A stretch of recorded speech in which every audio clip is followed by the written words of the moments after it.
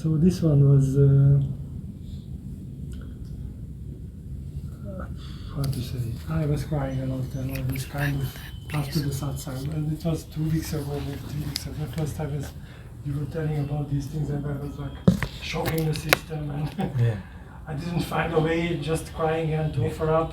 But this is the way now to say that also this Friday satsang, it was like full power. That was the thing what I was needed, because this one was not really happy since starting the journey. And always I was a little bit frustrated because Guruji is talking about joy and like it's not so much joy. But this was like you were talking about what is true in my heart, that I have to offer up everything. And I just heard in the satsang that Guruji was talking about a lot of things that sometimes you are experiencing. Sometimes there are some things which you don't want to experience. Even he was like telling that even he's like everyone has kind of having some fears, but Mahima was talking about these things, and Guruji was telling the story about that young man who went in front of Jesus and he asked about what is the greatest commandment, and Jesus said that you have to love your father, your God, with all your heart or your soul or your strength and all your mind. And love your neighbor as yourself. And he said to the young man that, not young man, that he said that I was doing this kind of since I'm in the youth. But Jesus said that then go, sell all your wealth. And afterwards sell all your things your wealth and and give it to the poor and please follow me. So there are a few things which I am afraid and I am offering up whenever I can. But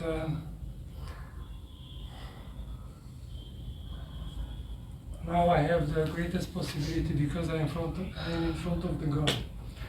And I'm offering up.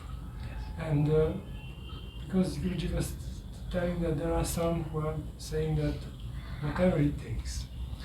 So I don't want to spend my time, because I know that there are so many things which can, although I am very try to be honest and try to be sincere and try to do everything, but this is a possibility to offer up everything and to say it loudly and not to hide, and also to tell that there are some fears, but I don't want to care. So whatever you say that I have to give up, I am saying it in front of everyone. I would like to give up, and I would like to stay and to follow. And please, bless me to be able to follow always my heart, because there's not an easy thing to. I'm trying, and I already see that there is your grace here, but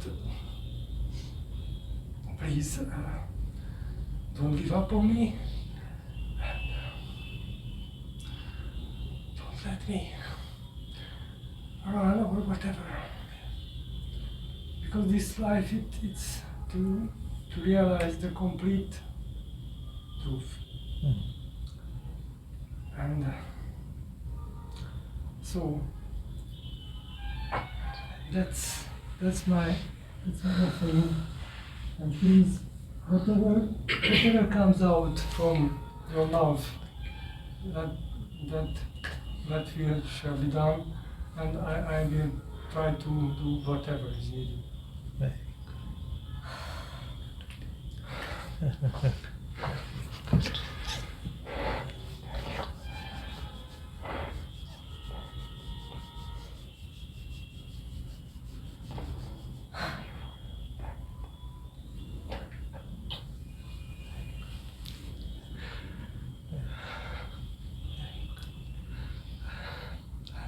grateful that I'm able to tell you.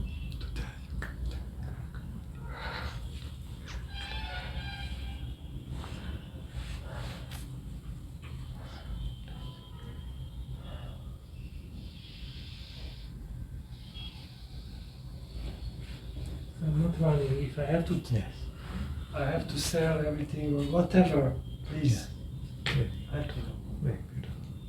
Very beautiful. I'm very touched. But I didn't want to make any kind of, because everything is a kind of egoistic. I try to be a little bit sincere. I don't know how it worked out, but.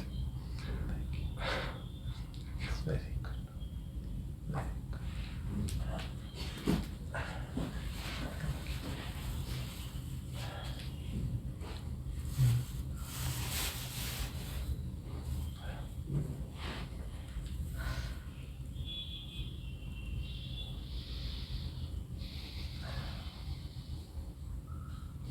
So he said that Guruji was talking about the story, and we also recently read the same thing where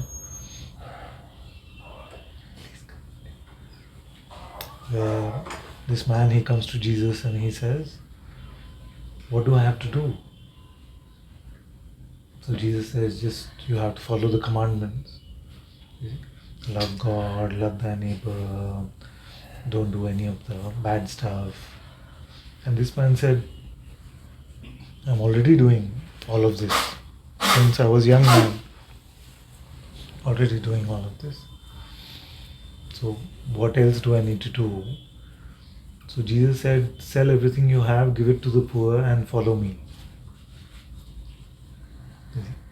And this man could not do because he was quite wealthy and he was still attached to his wealth. So he turned back. So he said to me that you tell me whatever is needed to be done.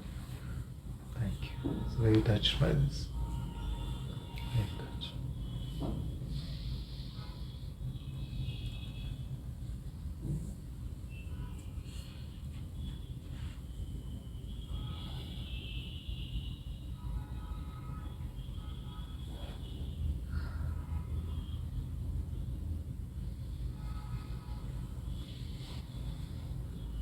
What I want to tell all of you is that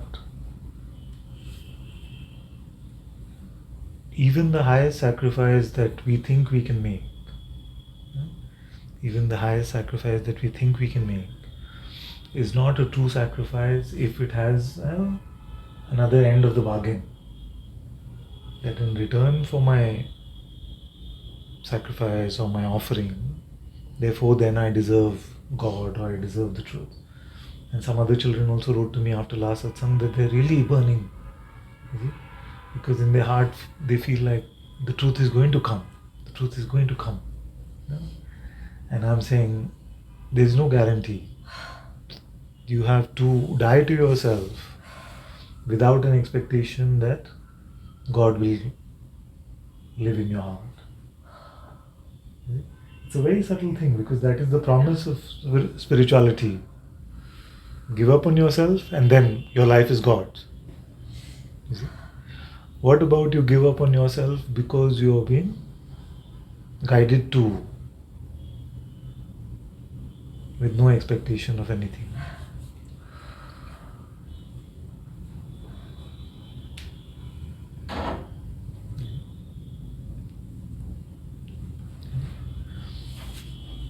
Otherwise our rationality, our intellect can still get involved.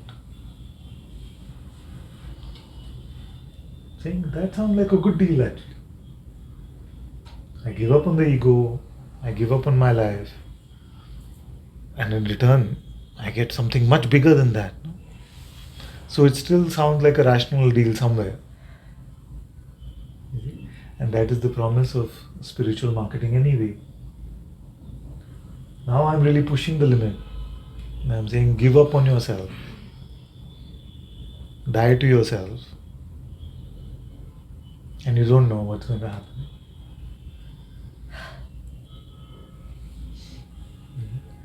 Don't know what's going to happen. So what if in that story that man sold everything, followed Jesus but never found God? would that still have been a good story? What do you- Yes, because he was in Jesus. yeah, yeah. He was in that. Suppose he sold everything because Jesus said, and he gave it all to the poor, and then he came back to meet Jesus, and Jesus said, "No, you go away." Yeah. That's a bit harsh. Yeah, but he Pushing followed. it. He followed. Follow. At least he That's the important thing. followed. Follow unwaveringly. Yes. And that's why I was telling, because Friday you told us that this is the thing, and I realized that because otherwise you always kind of we would like to get something, but I know that it's and that's why I wanted to say in front of you, because otherwise, like, my mind is, if I am offering up, Yeah. it's if something comes Yes. without Yeah. without kind of offering up, it's my mind was like pushing me so it's not an easy thing, because I remember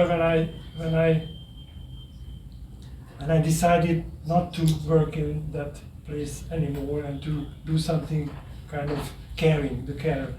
And after the training, what I saw what I have to do, I was like shocked to and my mind was like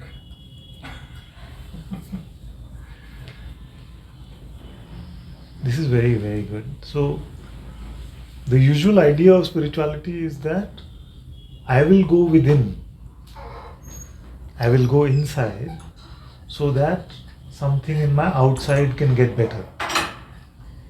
You see, an outside could even be feeling. Outside doesn't have to be outside the body. Outside is the realm of phenomena.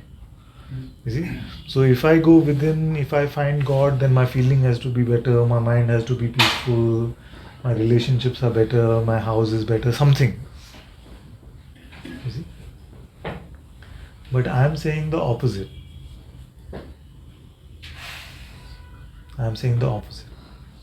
Use whatever is showing up outside to dive deeper within. The idea is not for the within to help the without.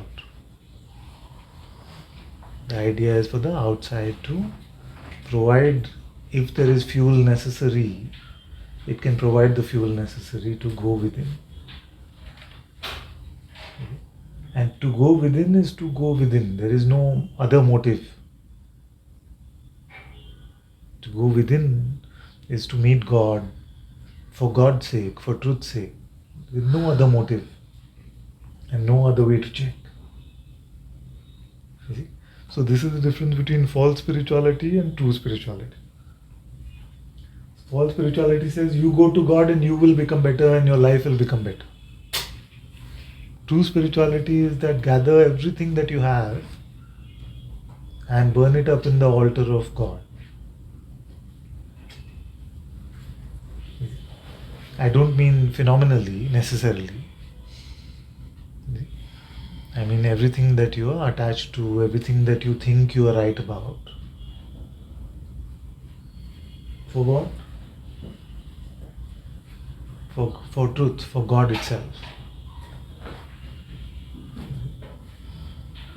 If you are still going to be in spirituality saying, oh, now I have done meditation, I have done inquiry, I have done all of this for so long. Done all of this for so long and nothing has changed. I still don't feel peaceful. My relationships are still bad. My life is not improved. But it has nothing to do with spirituality. It has nothing to do with spirituality.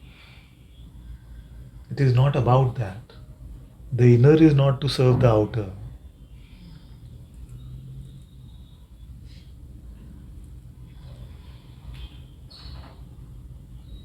You see? So, to withdraw from the way of the head to the way of the heart is not so that your life can become something better or something that you imagine. You wanted to do it through phenomenal ways. and you did not succeed at doing that, so you want now to do it through godly ways, and you will not succeed at that. Because it has nothing to do with this. It has nothing to do with anything after I am. Is that a good enough boundary? Nothing to do with anything after I am. You see? It has anything to do with.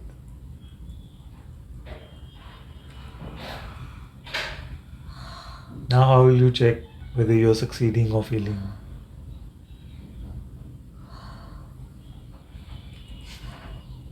It is not about that one at all. Like I was sharing in this time satsang. Nobody cares. Nobody cares about the false one. But to call it the false one sort of makes it a reassurance. Nobody cares about you.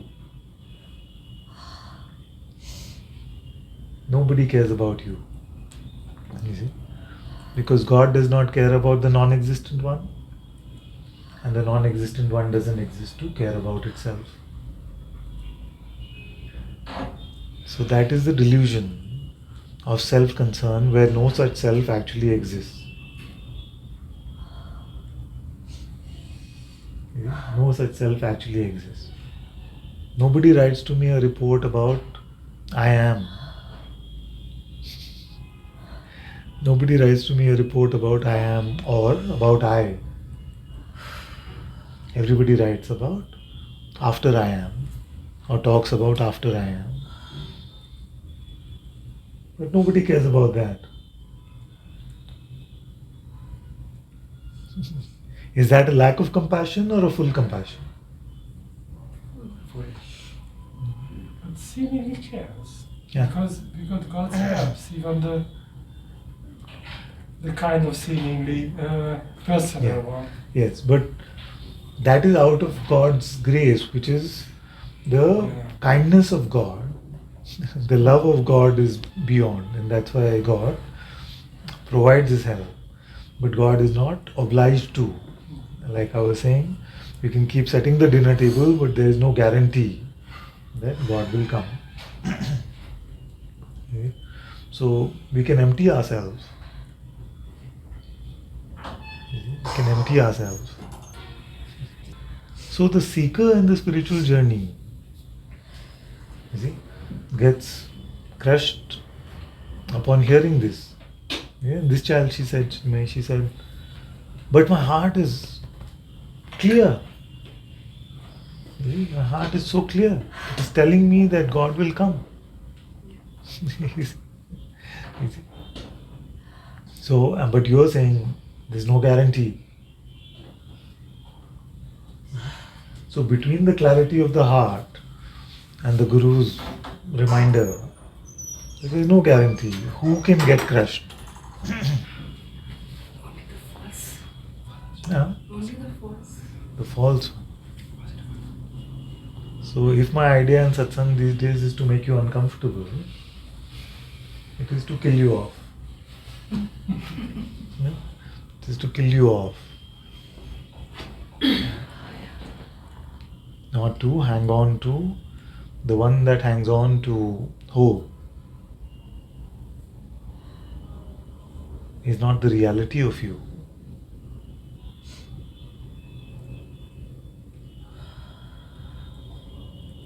You see, the one that is in time is not the reality of you.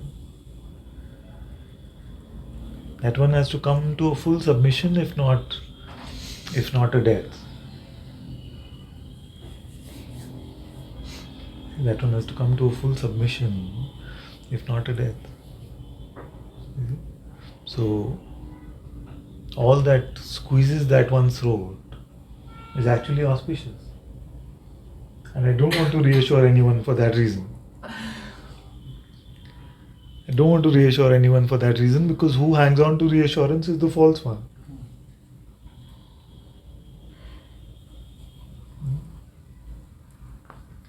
Do you want God? Do you love God independent of what God does for you? That is the question. I do, but I get angry with him. You have no right to. I'm exposing. You have no right to. Because you can take a breath is his gift. I'm very grateful because it was shown to me through many, many challenges, and that's why when I'm caring for people, like, it's and I'm taking it as a blessing because whenever I'm challenged, some things I have to kind of die, and that something has to happen, and some miracles happen usually, and when I'm finishing the work, I'm going home. I see that the mind already comes slowly, like it's. That's why I was like quickly happy coming to India because like it's. I can't stay more than 2 months at home because it's very, very sneaky, very, very tricky.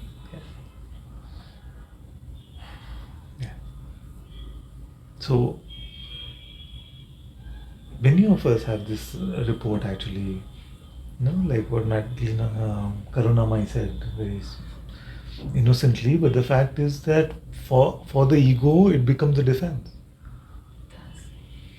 I threw a tantrum with father, I threw a tantrum with God, I threw a tantrum with this. You see, who is getting some power back in the tantrum? The mind and the ego. So what happens when you say, I am angry with God? What is it really about? It's resistance. It is to get some sense of control back. At least that you can have a response against God. You see, but you have no right to. You will say, our mind will say, but God loved me so much I can get it. I know. It will be pure ignorance. It will be pure ignorance. Submit. There's something I really would like to put on your feet. When the last satsangs, when you always asked, is there anything, or if God would ask you, what would you not do? Would you not be ready to offer? And it came to me always, it's my beloved ones, it's my wife and my family. And this, when I now this weekend in Tiro, this came up very strongly, and it was really like kind of mind attack or what. And I saw that it's the resistance to hand it over to God, also to hand over also this to God. Yes. And it was kind of dissolving, but I still I want to ask for your blessing to dissolve this completely. Yes.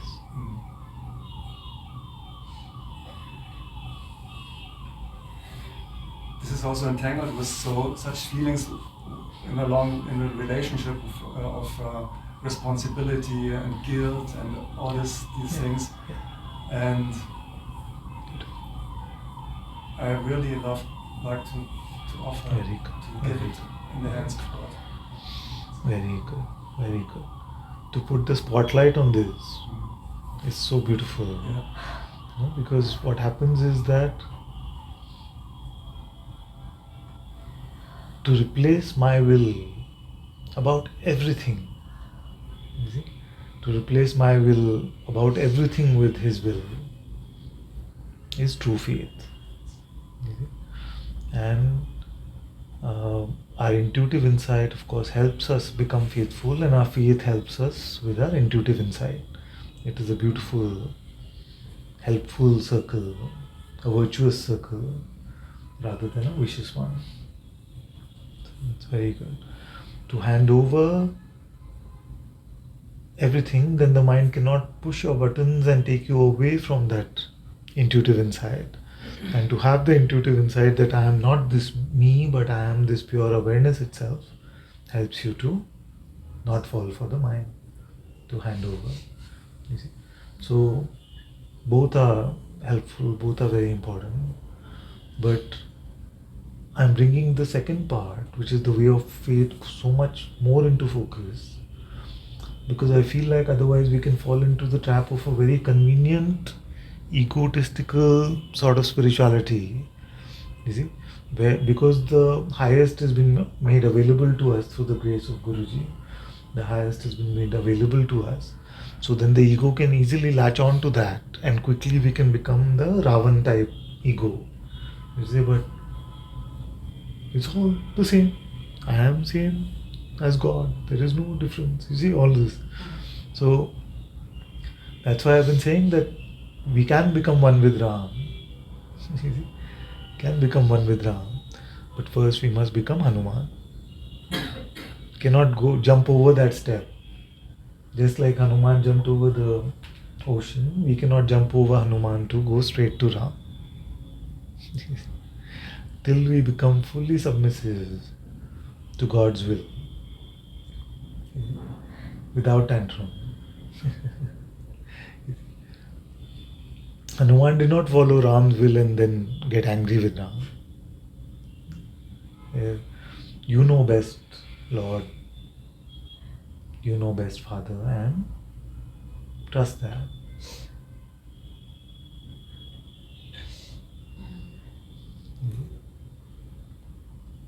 Thank you for giving this great advice, because I say that I was like that. I was like, I know everything, so everything is like clear, and it was, and it's a very, the mind is is a very great trickster, and I'm so happy that you made it so clear that what is the problem.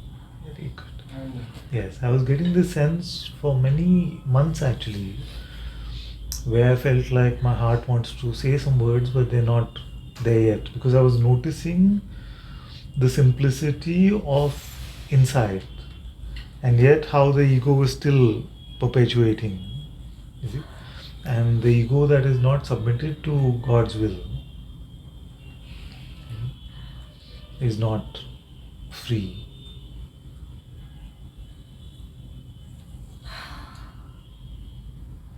There's another line from Jesus. He says, you may call me, you may say, Lord, Lord. You see? But if you don't follow my Father's will, then you don't love me in reality. And you were talking also Jesus version when you talk about you have to be innocent. Yeah. The child, Exactly. and Jesus said that if you will not become like this child, you will not enter the kingdom of heaven. So that the same, everything is the same. So you have to be really, really. Yes.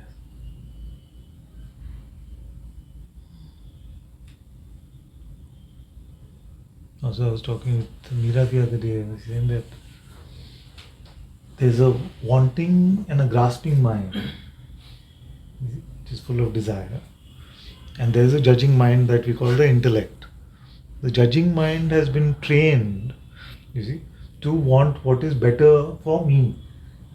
You see, so this is better for me. I don't like this one because they don't help me. They don't do. You see, so that is the judging mind. So in satsang, we are turning the judging mind also around to want what God wants, to judge only what God wants. So with anything, we can ask this question: what do I want in this? What is my will in this? What to do with that? Like even when you're sitting in satsang, what do you want now? Freedom. So leave it. You have to leave it. Everything that you want, you have to leave.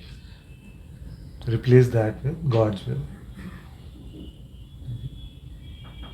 It cannot be that God is in service to my will. My will has to collapse. So your intellect now, if you follow the words of satsang, will help you with this. It will remind you with this. Can you repeat that? So your intellect, which was selfish, you see, by coming to satsang is being retrained now. Is being retrained to work on God's side and say, I am getting all stressed about this. What is it about? What do I want? You see? So can I let that go? Your intellect will help you with this. You see? And this very intellect will get dissolved in your heart. You see? So the wanting mind is chopped up by the judging mind, and then the judging mind is dissolved in your heart. So that judging mind which has been playing for the ego so far, now will play for me. That is the point of these words. That's the question, is it for me or is it for God? This is, Exactly. yeah. Yes. Is it for me? Or what is my will? Or what's in it for me? Like What's in it for me? Same thing. For me, it works if something comes up, Yeah. that in the next moment I say, if God wants, next breath you won't have, so stop it. Yes. That's good. That's good. And then I come out of Yes. this mind Yes. attack, Yes. or body attack. Yes. Yes. Yes. So when you want to come out of mind attack, you see, don't want that.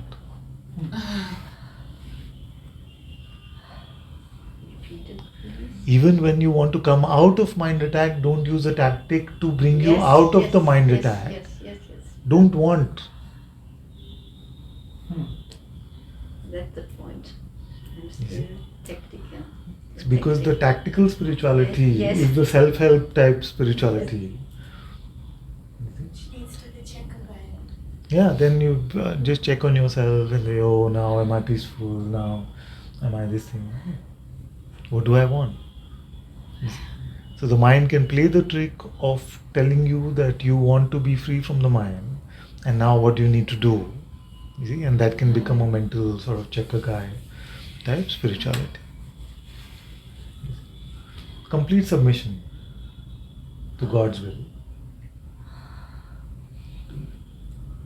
Hukum rajai chalna, Nanak likhya naal. Can I'm I improving my Punjabi a bit. ask the same questions Yeah. today? Because you see, like this Ravan mind which you're saying, and it's an unawareness. Okay, so you're like you're saying, but if you sense that it's just going so completely wrong, I mean, you sense it's going, and it's feeling true even, it's not even just going wrong, it's actually even beginning, there's some belief going into that. So how do you, so you're saying don't try and change? I mean, like you first you said. What do you want? Yeah, I want to retreat back to myself. Don't want that. You said if you're going down, just turn. So okay. So That is to turn. Yeah. Huh? That is to turn. To submit your will is truly to turn. Otherwise, you will turn with one eye open. So no. So I'm not being able to distinguish it well enough. I mean, Okay, when right you now come- let's start. What do you want now? Yeah, right now I want to know if I'm doing the right thing. Okay, Yeah. so don't want that.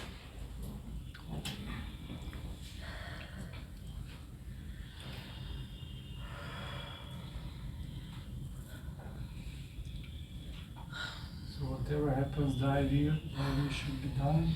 Thy will should be done. And what tells us what thy will is? So allow our life to move in the light of God is the will of God. And when there is a particular guidance that is needed, even that will be revealed to us in the heart.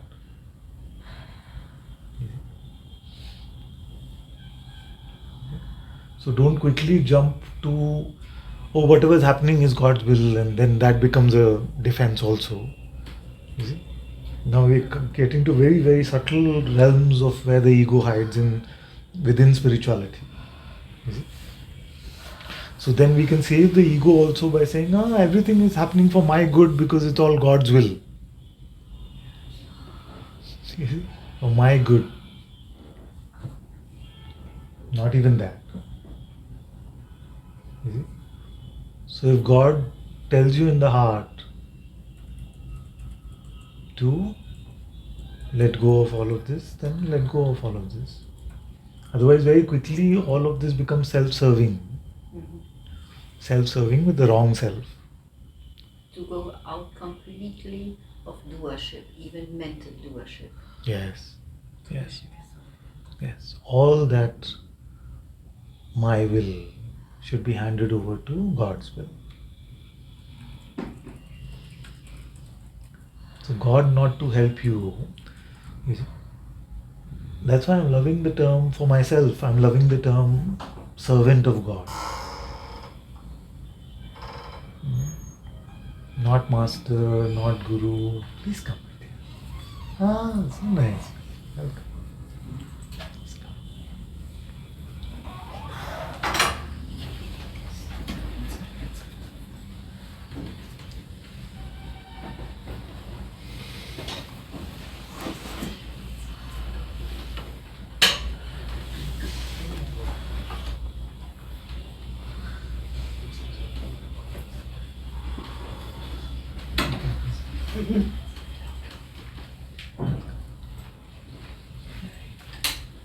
Yeah. So just saying that for myself, if somebody says, so what are you? Are you a master? Are you a teacher? Are you a guru? I feel like best is to say I'm a servant. Best is to say I'm a servant. Because in that term, you see, there's a reminder to myself also saying that my only job is to be in service to God's will, not anything else. You see? And God's will may be whatever God's will is. You see? That service is what I want to offer up this life to. You see? So, to be in service, to be a servant, is to hand over our individual will and give it to God. Let thy will be done truly.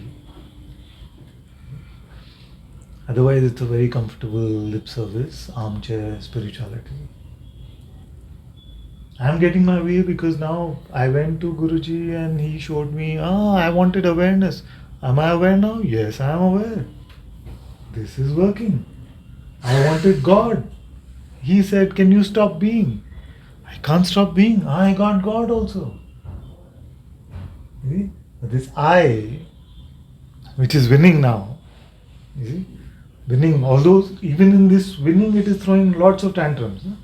So, this one has to fully be chopped up.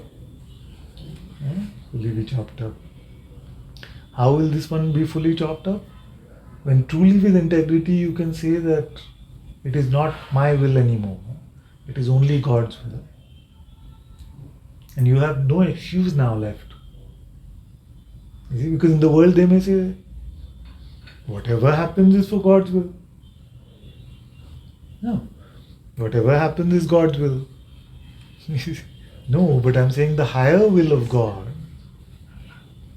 is to allow you yourself to live in the light of God. You see? Firstly, allow yourself to live in the light of God. And that moment where you have spent in the light of God, that is unfolded according to God's will. But when you have spent it hypnotized in your head, you have gone against the will of God. See? I'm purposely inserting that fire there because in Advaita sometimes we can make it a very comfortable spirituality. You see?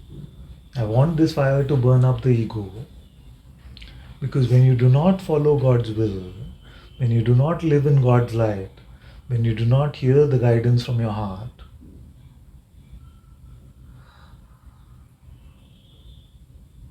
then that is not the will of God.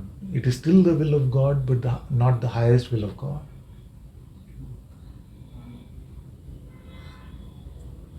Father, while you have mind, you can't really know the will of God, can you? Huh? While you have mind and ego, you can't really know the will of You God. can always know. You can always know. That's why I said I want to make this very clear. How to live in faith. How to live in faith. Yeah? Ask yourself what you want first. Okay? Chop the head of that. Let go of that. If you want a more elegant way of saying it. You see, what do you want? You want freedom? Forget about it. First, too much of a risk? Satsang is not for you. You see? Yeah? You say, but I came to satsang for freedom. Now he's saying, let go. You see? But then that is not satsang. That is not for you, na then. You see? So you say, I want God more than anything else. No, you don't. You want what you want.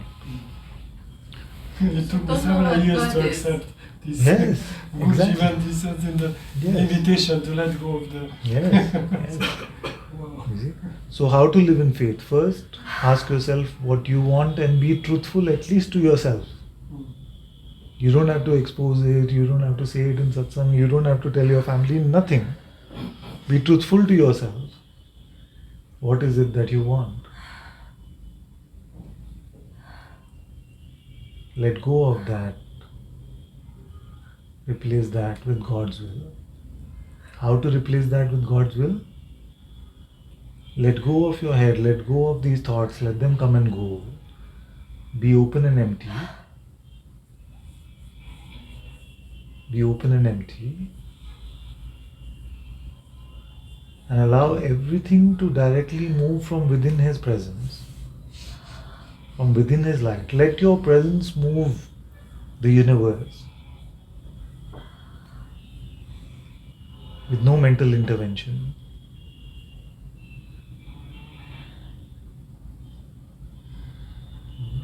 It doesn't, remember, one tip is don't try to do the opposite of what you wanted. That's nothing to do with what I'm saying.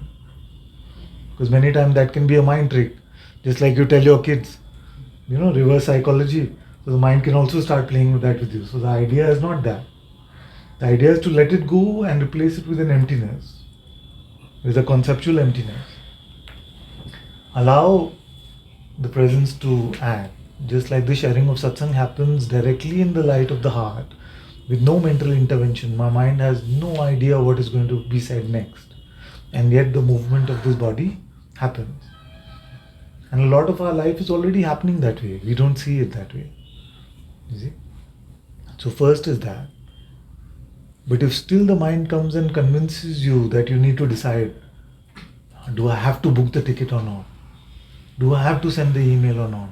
Do I have to break up with my girlfriend or not? Do I have to whatever or not? Then don't conclude or decide anything till you hear clear guidance from your heart. Even if you've never heard it before.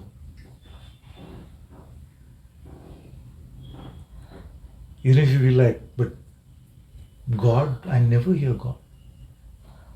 I've never heard. Then trust the silence. What will you lose? You lose maximum. This life. This life you're already ready to give up. Huh? You see? You have to bet this life, otherwise spirituality is all fake. If you can't bet this life, you say, I never hear God, so what am I going to do? Nothing, you die. Next time. Worst case, no? Accept that.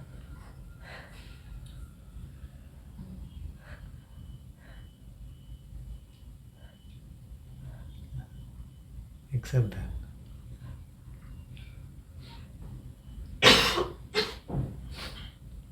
So, true satsang is for those who can take this risk. Even if they feel weak in moments, it's okay. But overall, you feel in your heart that I'm willing to jump in. It is not, I'll just recap for some of you who joined late. The type of spirituality which says, I go within so that my without is helped. I go to God, I find myself as awareness so that my feelings are better, my thoughts are more peaceful and my life is better, my relationships are harmonious, the world becomes a better place. That is all false spirituality.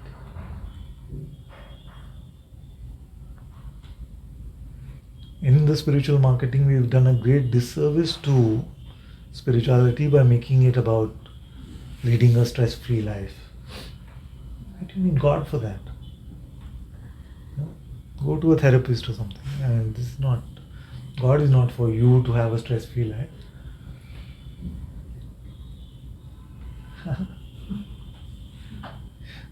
Too much. But I've said this before. What is spirituality? Is it for God or for you? That will keep us straight. If spirituality is for God, then we've had examples which have shown us how it is for God.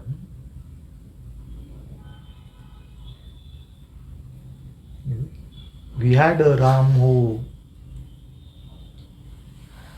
went and lived in a jungle and did all of that, sacrificed the kingdom for God. We had a Krishna who came and wanted to be murdered by his own uncle. We had a Jesus who went up on the cross.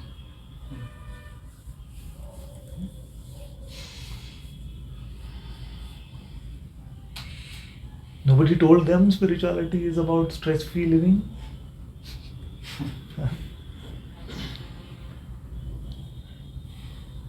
It is not that. It is not so that you can win. It is so that you can completely lose.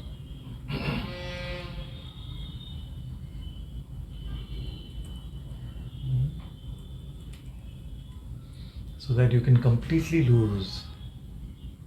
And some room can be created for God, because like Rahimji said, the lane is too narrow. If there is me, then there cannot be God. And if there is God, then there cannot be me.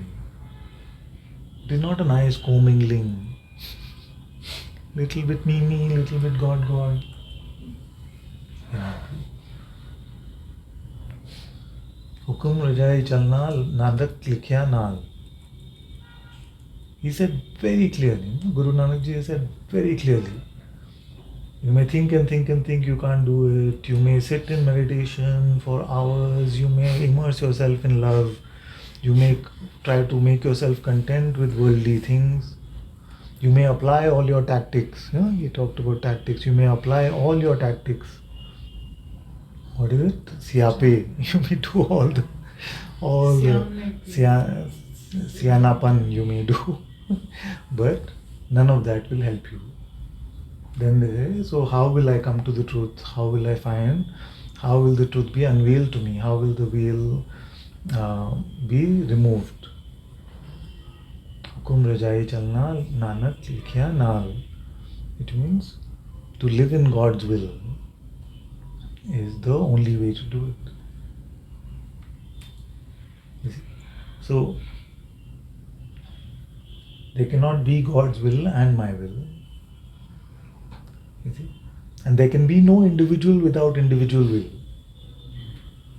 So if you are to make room for God in this lane, which is so narrow, then this individual will has to go.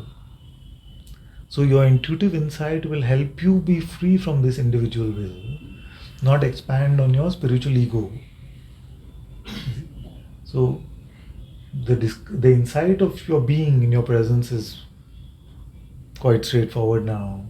That you are aware of your presence is quite straightforward now. But many times I've seen that in all of this we manage to take the ego as a co-passenger and say, I'm getting this. I'm really getting this. Okay? Now that I see that I'm awareness, how should I live my life? You've heard these questions over the years, no? Pure bunkum. Now that I see I'm awareness, how should I live my life? What should I do? Can I start sharing satsang? Can I have the best relationships? Nothing to do with any of that. You who?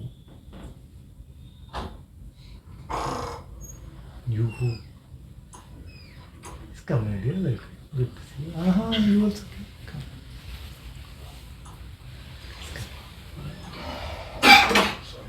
You can move closer.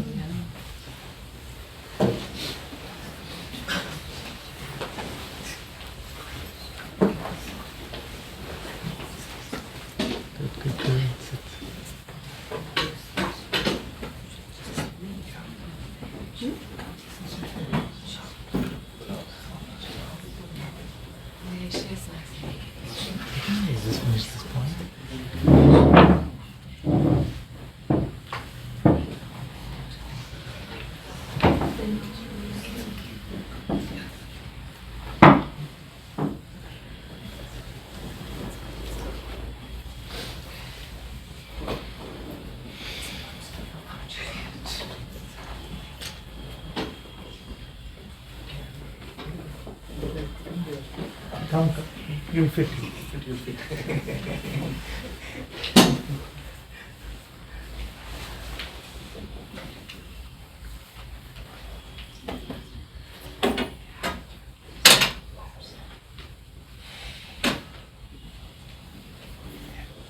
If it gets stuffy, you want to open a door or put the AC on fan or something? No.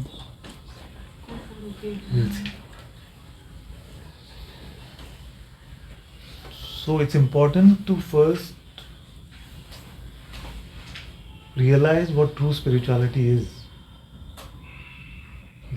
Most of the world, even those who consider themselves spiritual seekers, are focused on a self-serving, lip service, armchair spirituality where God is meant to help them.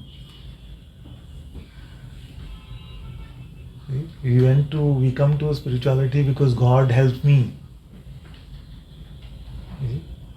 But God doesn't want to help the false one. So how should spirituality help us? First I have to get rid of the me. They all say, no? And then how will that help me? Will I become peaceful? Will my relationships become happier? Will my energetic system get all sorted? Will Kundalini Ma bless me? Will all of that happen? So this is just a devious way to try and exploit God. We try to do it through effort and worldly action and things like that. I was thinking, no, all that stuff is difficult. I have heard it is possible to be peaceful, if I get God. So how can I make my life into a God-assisted life? And who wouldn't want that? I have a genie called God. I get into the inquiry. I say, who am I, who am I, who am I? And God is here. Peaceful life, ta-da! This is the kind of spirituality most of us are stuck in. Most of spiritual seekers are stuck in. Father, but while fully understanding that ego can be very transactional or commercial at times, but I just feel sometimes won't this asking God for help also lead one on the path of devotion? It can also, right? Asking God for help is exactly what I'm showing you how to do. So that is not the opposite of what I'm saying. Following what you want to do and wanting God to be a servant to you is the opposite of what I'm asking you to do. You see? Asking God for help so that His will be done. Asking God for help so that His will be done. Or asking God for help so that my will be done.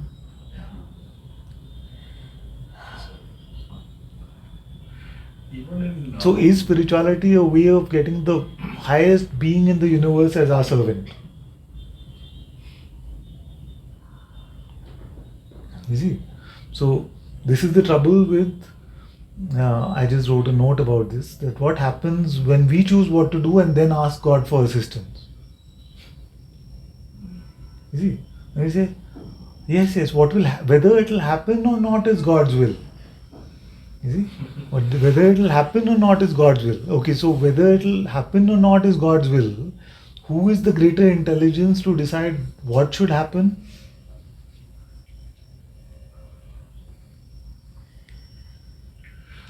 Who is the better intelligence to decide what should happen? If the outcome is already His will, then why is the question of what should happen not up to Him as well? This is human arrogance, which we don't realize. It's so deeply ingrained that we don't realize it, so we feel like, yes, I want to do this and like that. Please, God, help me then. Because I can't do this. Of course you can't do this, you don't exist. But still you want. You see, still you want.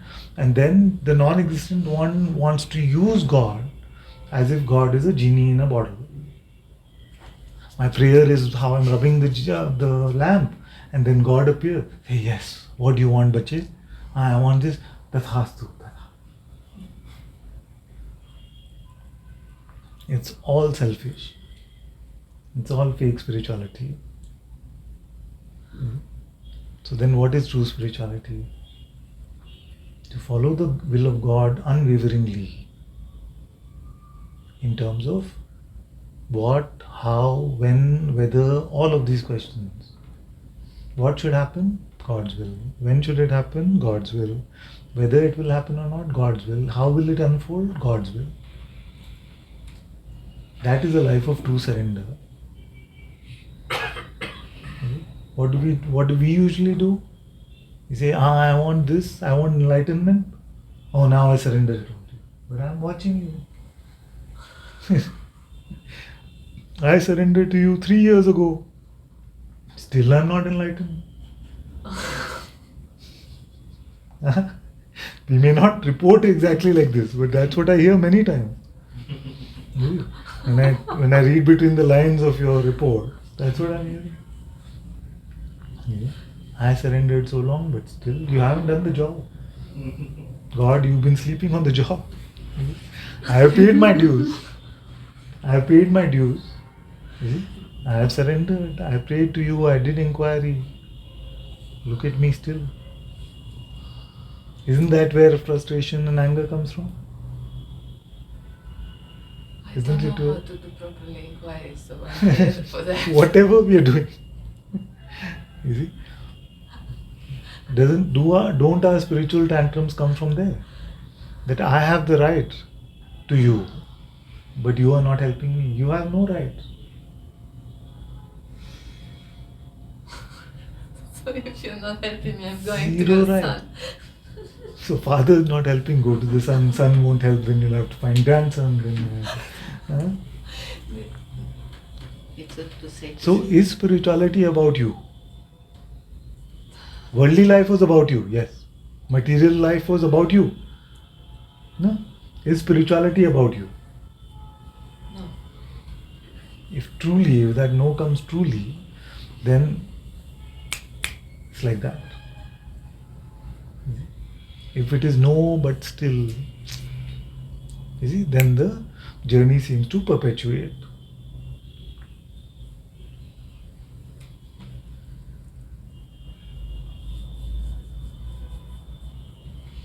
After I am is all nonsense. After I am is all nonsense. How much nonsense do you indulge in?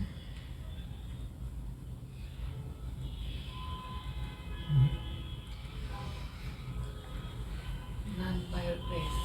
Huh? None by your grace. None. By your grace only. No, you don't indulge in anything. From now on, you see. I have your WhatsApp.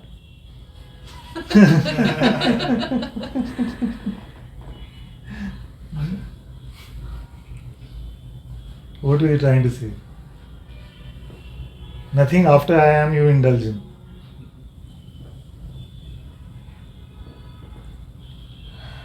Bhagwan Sri Ramana Maharishi said that till I am, no trouble.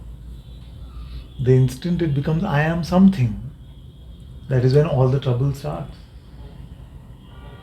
You see, the story begins, the narrative of the ego begins from there. But I amness, beingness, consciousness, God's presence, Atma, whatever you call it, can take care of your life in this world. But I don't want to repeat that often, because then that becomes an expectation of I am something itself, to use I am in that way. So, I'm asking you all for one thing. This is not the feel-good self-help spirituality. If you can bet your life on God in this life, then come here. I am here. Yeah? I am here. Yeah. If you can bet your life and everything that happens in it on God, then this is the satsang for you. But if you want God and me, and if you want a relationship with God, if you want to dance with God, If you want freedom so that God can help you, that's not what this kind of satsang is for.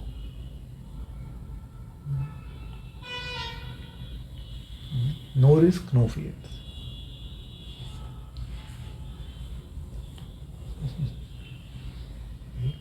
No armchair spirituality, no lip service spirituality. No in satsang, so holy, holy, outside satsang, they immediately, after going all back to me, me, me.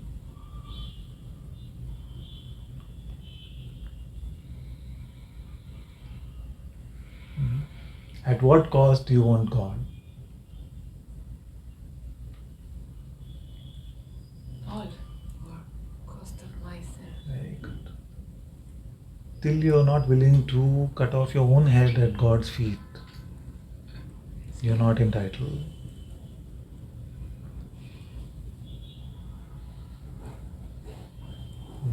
And I'm not talking about the head of this body, nobody wants that.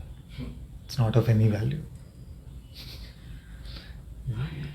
Your mind become headless, become conceptually empty, so that you can set the dinner table for God, make a hospitable home for God to enter. But even after that, if God enters or not is not up to you. So it's not a quid pro quo. You cannot say, hey, but I was fully empty, I waited for you. Can't do it. You say that you're not tempting. Mm-hmm. What, mate? I said, if you say that, you're not empty. Yes, but these are the devious tricks in which the mind works. You see? Even behind hope it is hiding.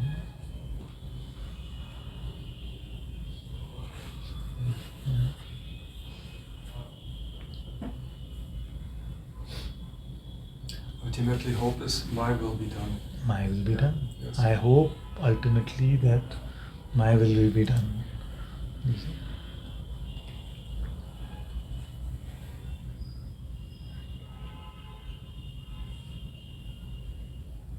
So, I want like a bunch of complete losers. Complete losers. If you can't be complete losers, because I'm number one loser. So unless you're complete losers, you cannot follow a loser servant like me.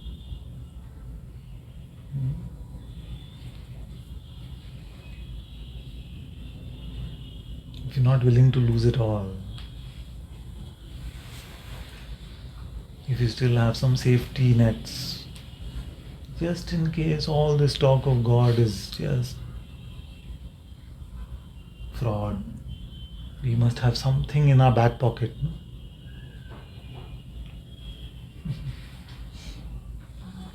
Out of maybe thousands or millions of life, one life you give to God, it's okay. For you it's nothing but a dream. At all costs. What is the worst case scenario? You came to this silly satsang and one stupid guy called Ananta is fooling all of you. And you'll end up wasting your life following his pointing. Okay, one life you bet. That's the worst case, no? Those are the con man, and they're sitting here in the garb of talking about God. He's actually saying, give it all up, and one day he will give you his bank account number, saying, here, you gave it all up, transfer it to this. That's the worst case scenario. No, what will happen? What will happen? You see? So that's the bet you have to take, because all of you, except one or two new brothers and sisters, so most of you have done enough due diligence. Yeah? You've done enough due diligence, now bet. Now is your time to bet it all. Because if you cannot bet it all, if you still are saving something, you have hedged your bet in some way, then you're not prepared the feast for God enough.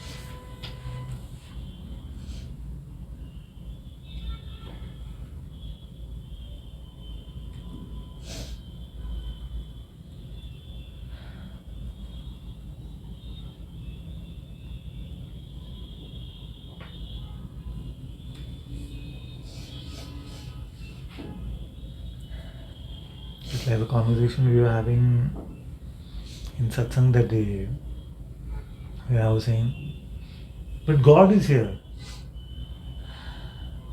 God is here as your very presence. God is here. And we can still keep saying, but you know what happens, I'm not sure, what should I do? I'm like, but God is here. How can that compare with the meager offerings and proposals of truth which your mind is making? Because somewhere we must still be feeling that, nah, this is not it. If the highest being in the universe showed up in front of you right now, would you not leave your mind? It's in front of us. So, as your very presence, as your Atma, it is apparent to you, palpable to you because of your being in Satsang. So, what is the doubt? This may not be it. This may be a hallucination. Is that it? What is the doubt? How can we still go back in time and say, but yeah, I've had also 3 weeks ago, I had, or 3 years ago, I had an experience of God. God is here now. Fresh God, not from the past, not some narrative. And still we say, yes, but this is the Arjuna problem. This is the Arjuna conundrum. The Lord is standing in front of him. You see? The Lord is standing in front of him as his best friend and guru. And he's saying, but, show me. Give me a mind-blowing experience. Then I can just follow you. Did he follow? No. He was not free even after the Virat Roop was seen. Because those who doubt will find more and more reason to doubt. You could have the most amazing experience right now, but tomorrow you will doubt again. You will doubt yourself, you will doubt the teaching, you will doubt the master, you will doubt. Okay? And this doubt comes from your sense of self-preservation, which is not true self-preservation, but egoic preservation.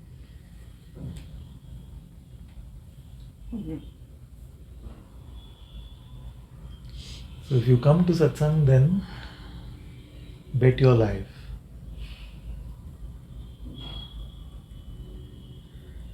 So then hearing the silence from your heart as guidance will not scare you, because you've given up your life anyway.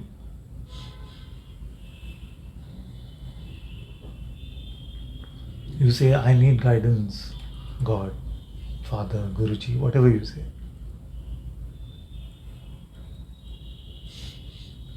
All of you, most of you at least can smell your mind very well now. So you recognize the blabbering of the mind and you let it go. If you find silence, which many of you will initially, what's the problem? That God is not operating on your timeline. God is not Domino's Pizza. Yeah? That's the problem. No? So I turn to God, look at God not even answering me. I'm going to throw a full-on tantrum. You have no right to. You had no contract with God. All of this is God in His mercy, God in His love. Just like the universe, like the great physicist said, the universe has no obligation to make sense of you, for you. In the same way, God has no obligation to make sense to you.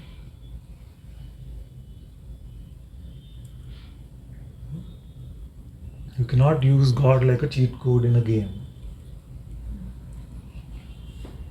You tried every single tactic. Now you run out of moves, so enter God mode. Hmm?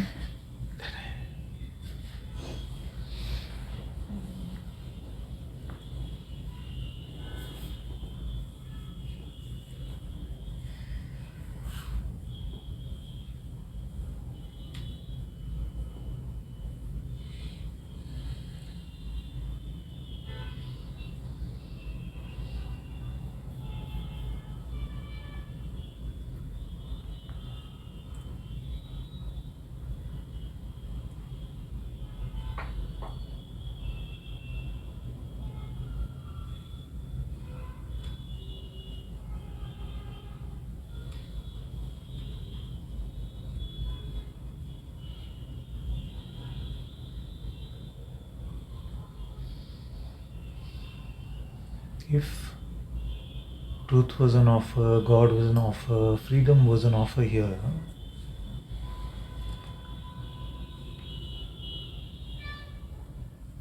and it was up to you who got it first, who would you pick?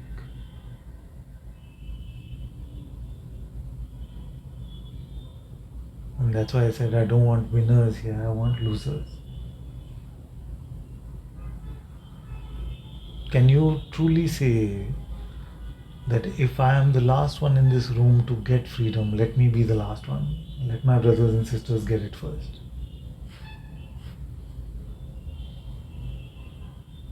Who can say it?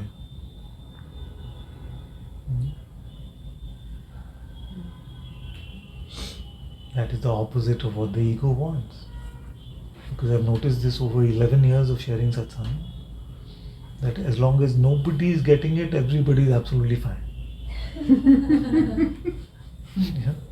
But if one seems to be getting it, and whether that it may be anything at all, even a spiritual experience, you see, then we feel that, oh, that one should be me. Why is it not me? And then not only that, when we are in that delusion that we've got it, then we want to be the only one to get it.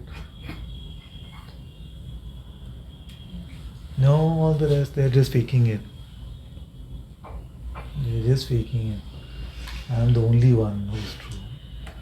Is it? Like that.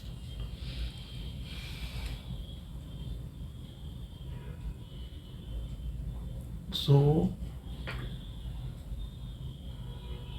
in the egolessness,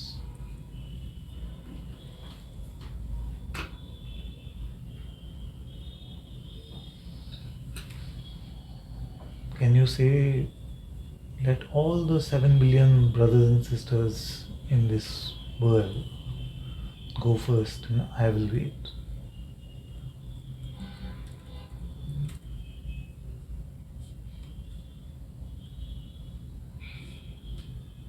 All the foolish ones, all the wicked ones, all the ones who are atheistic, everyone go to God first. I'm happy to wait.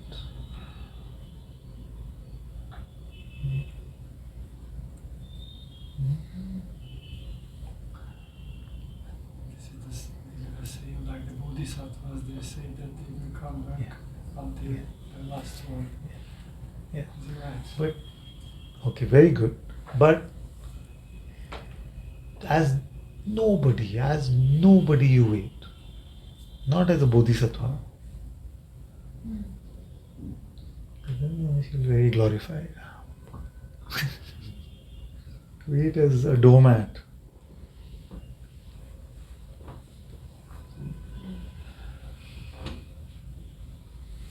That everybody has to step over you to go to God, but they step on you and go. Yes? This is the antidote to the egoic feverishness. The egoic feverishness.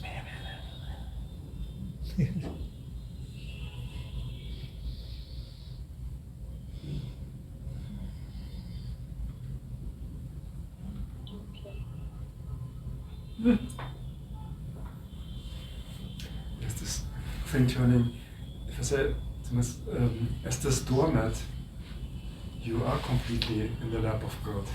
Huh? Huh? As if you are this doormat, Yes. then you are completely in Yeah. the lap of God. Yes, but suppose that no. Suppose you were not. You had to wait your turn.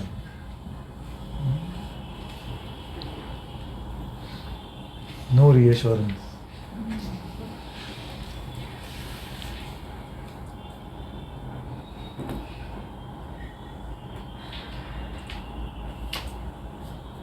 So in this world what has happened is that which was completely self-sacrificing nature has become completely self-serving nature.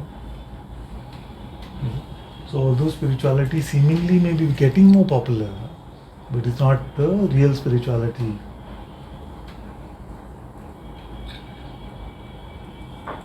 It's just me on God steroids. I'm doing better. I'm doing better. Aren't you dead yet? If spirituality means death of ego, individuality, the idea is not to make you better.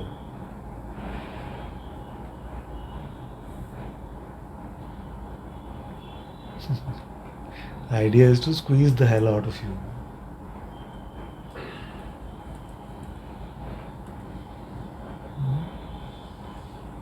I have to bring the children to India. Huh? I have to bring the children to India. You have to bring them.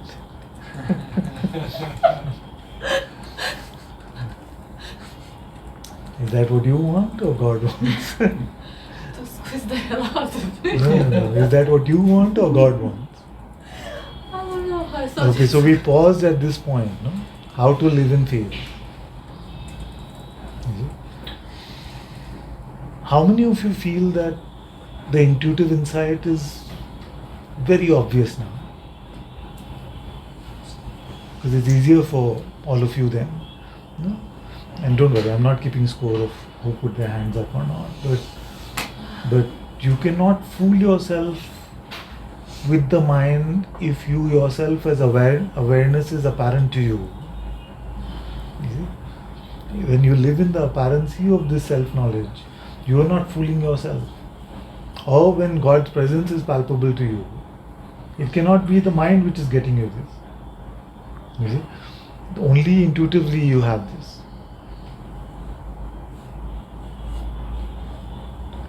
Okay, just I get this and some of you are not fully with me, so let me just quickly do a recap of that. God is not a discovery that you will have through objective means, through senses, through anything that you perceive. God is also not a discovery that you will have through thinking about it. Not the greatest thought. You may keep saying, Aham Brahman Asmi, Aham Brahman Asmi, Aham Brahman. Forget it, nothing like that. At best, it's a reminder, it's a pointer. Then how is the discovery of God going to happen? Because without the tools of thinking and perception, what do you have? What other mode of knowledge do you have?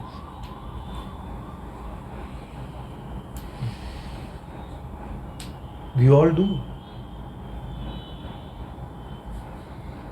We love our parents. We love our children. How do you know you love your children? Even if on the surface, you say, I see the feeling, I have a feeling. I love my children. You see? But on the surface, many times, anger is there for your children. Frustration is there with your children. And yet, do you love your children? Yes. How do you know? You see? If you are in a relationship, how do you know you love your partner? Because on the face of it, you could be very angry with your partner. And then but truly, you love them. You see? How do you know? It is not about the perception of a feeling. It is a deeper knowing. So where you know love, you also know God. You also know truth. You see? So when I ask you, are you aware now? You do not see this awareness. Yet you know. It is impossible to see. It is impossible to perceive. When I ask you, can you stop being? You may say, no, I can't stop. I say, how do you know? You say, I can see the presence, I perceive the presence. You see? Then I ask you, does this presence have a boundary? I'm going fast, okay? So keep up and stop me if it is going too far. But does this presence have a boundary? You say, no, it doesn't have a boundary. It is impossible for you to perceive that which is boundless. So you're relying on something more than perception. Every question Guruji asks in the invitation, you only answer intuitively. You cannot answer it perceptually or conceptually. You can only answer intuitively. So the truth is known to you here, but it is not known to you here or here. The reality of you yourself as the pure witnessing, because the witnessing itself can never be perceived, is known to you intuitively. Self-knowledge is intuitive and only intuitive. What is the mind's best version of this? It will make some dark empty space for awareness. Like dark empty room is awareness. If the self was dark empty room, then you just shut the lights, forget all the satsang stuff. Just put you in those sensory deprivation chambers. Finished. It is not that. Find out who is aware of the blank also. It is you. On what basis do you call that which you do not perceive to be you? For everything in the world you want evidence. For everything in the world you want evidence. No? If I say a Loch Ness monster was walking on airport road, you say, Father, you saw? Did you see? No. It's all then absurd. Till you have evidence, perceptual evidence, conceptual evidence at least. Did somebody credible tell you? So if I say, no, I did not see 200 people who were on airport road, they came and told me. Say, so they were there's enough credibility in that narrative. You see?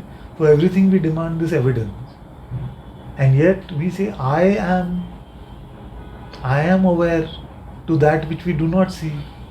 Who is this I? We don't see it.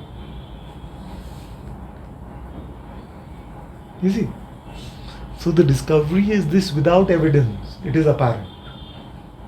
And that's why seekers keep seeking, thinking they don't find it, but they find it every moment. Hidden in plain sight. I've been looking for awareness all my life. How do you know you've been looking? I'm aware. I'm aware I've been looking. So this I, which is unperceivable, is apparent. To bring this into a cognition, which is always actually known, you see, but hardly ever consciously known like this, is called awakening or intuitive insight or Atma Darshanam or Aparoksha Anubhuti, whatever fancy terms you want to use. Is this. But you cannot do it with your head and you cannot do it through any senses. So you're being intuitive. Is the self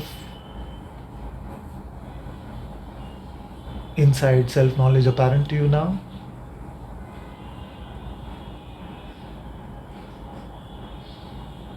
Try to lose it. And there's only one way where it seems to go.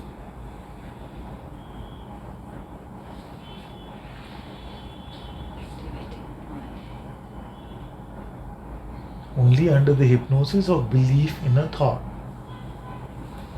does it seem to go. I have emphasis on seem to, but that is an important seem to. See? So only under the hypnosis of identification with the thought does the apparency of self-knowledge seem to be lost. Therefore, whenever you are without the ignorance, avidya of thought, you are in self-knowledge and it is apparent to you. It is not a new attainment. It has always been there.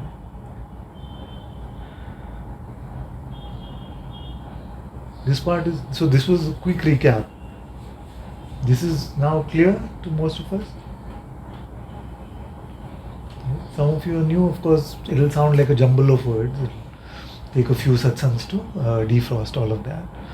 But really, for those who have heard me for a few years, this must become straight.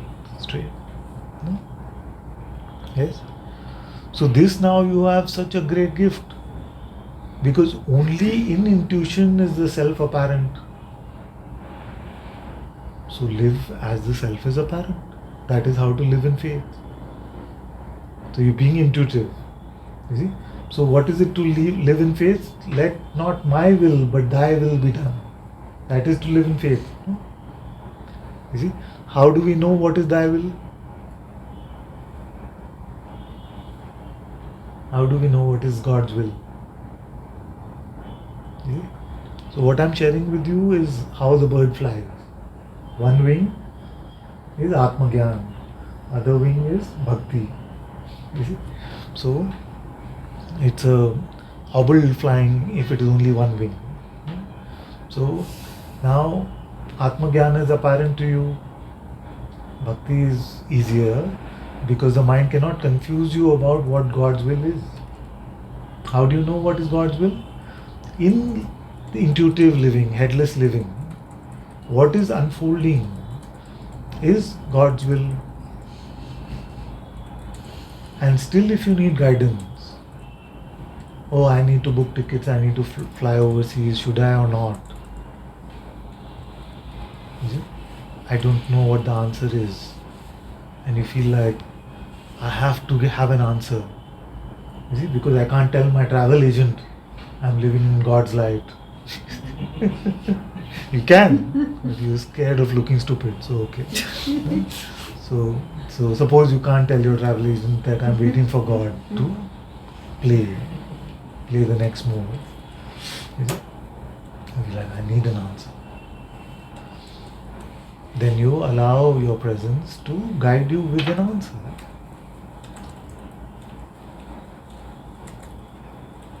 But remember that you're not entitled to an answer because you went to God.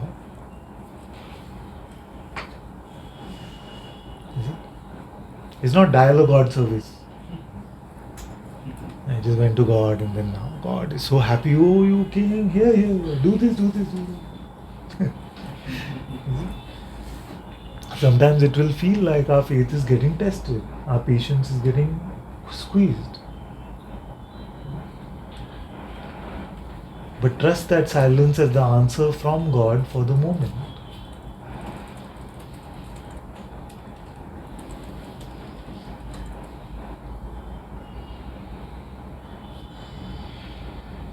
If the guidance appears, then follow it unwaveringly. So life is actually then very simple and built on a strong foundation, not on a mind foundation. You see? Like Guruji says, I don't know anything at all. And yet his life is lived on the best foundation. You see?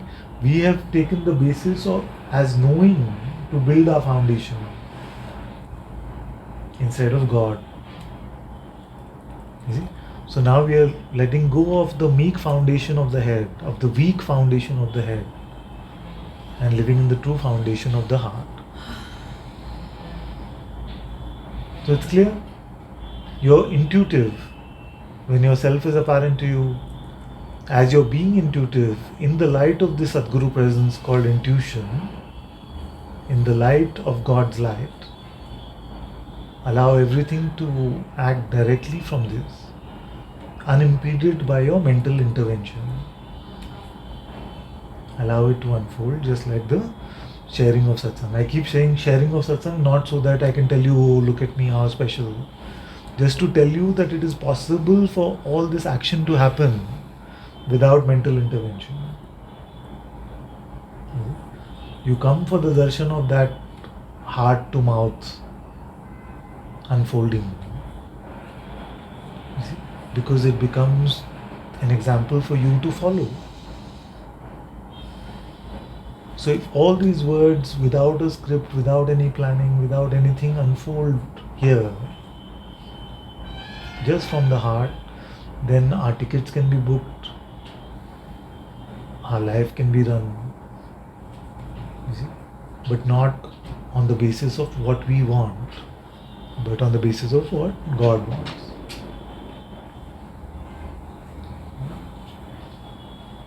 So this is the coming together of jnana and bhakti, self-knowledge and devotion. But if you say, my will, if you want to become, because of intuitive insight, you want to have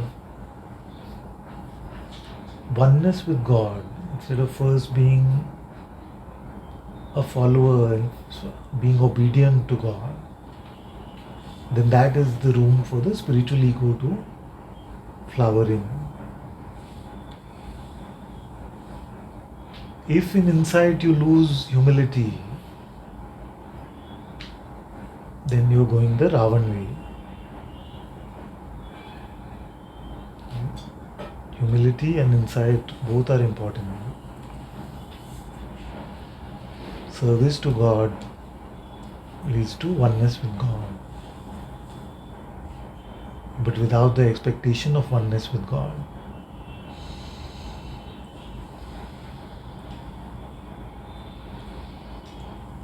So for years I've been saying live open and empty, you know? And this is now the further words that are arising to tell you what that open and empty actually is like.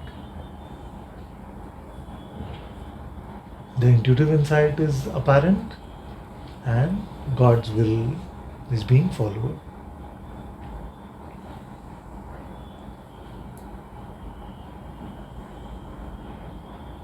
That is the way of the heart. You see? It's a completely different way of life.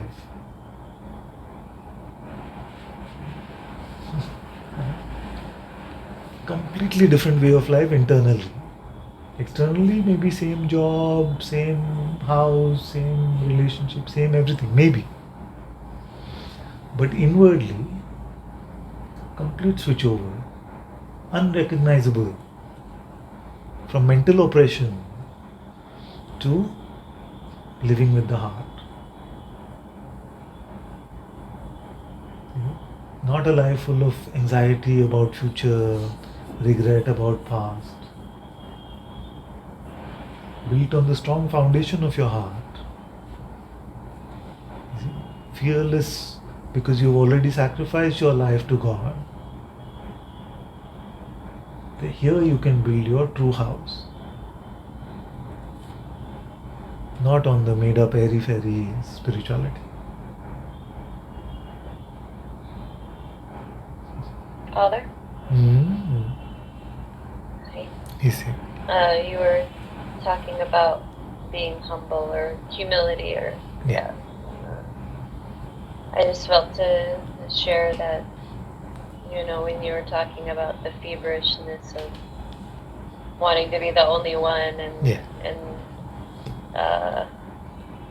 like if no one else is getting it, then everyone's okay, and you know, really, I really heard that today. Yes. And I see that behavior here that's happened before. I just wanted to say it. Yeah. Very good, very good. So all this is so that you bring this into your own light. Because these are blind spots on which the ego can live for lifetimes. We change the whole meaning of spirituality in the world. Instead of wanting to serve God, we want God to assist us. So really one phrase which is one of my favorites is, do you want a God dictated life or do you want a God assisted life? The ego hates the notion of a dictated life. It hates it. No? Obedience, follow God's will. Hukum, rajai chalna. Hukum means order, follow the orders in a colloquial way. Follow God's will can seem so stifling to the ego. But that is the way of the head. Actually, it has us in its grip.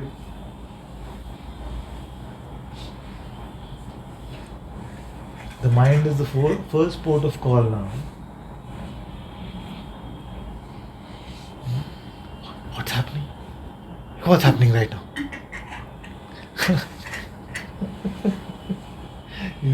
Once it makes that narrative, sells you on that narrative of what's happening right now, then you are fertile for them.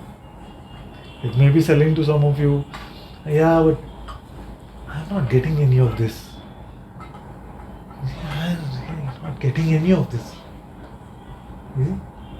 So, if you take that to be true, then it can sell you the further story. Oh, I'm not ready for this kind of thing. And, oh, I'm very worthy, unworthy. All that narrative based on a representation of what is true now. You see, you have to start a story with once upon a time. No? You can't have a story by saying John then did this. You see? So the mind first proposes a notion of what is true. You see? But you have no idea what is true right now. Like, what is this?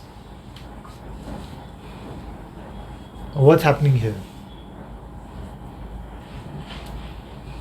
You have no idea. No? So that is the first point of coming back to an innocence. You see? You may say, oh, this is a satsang happening, Ananta is sitting and talking to disciples. No. You don't really know this. And you've not captured this moment, one moment. Where is the beauty of this light? Where is the temperature of the room? Where is the expression on all the children's faces? What have you captured from this moment? Nothing. Very bad carbon copy, no? For all you kids who don't know what carbon copy is, it's like very bad photocopy.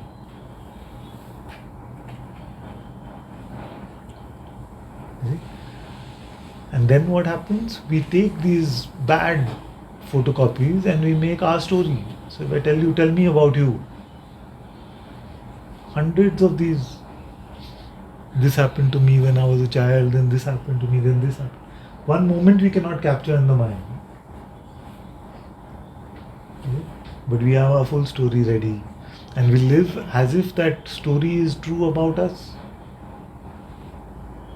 That is to live in the way of the head. To live in the storybook version of life. Instead of ever truly experiencing life.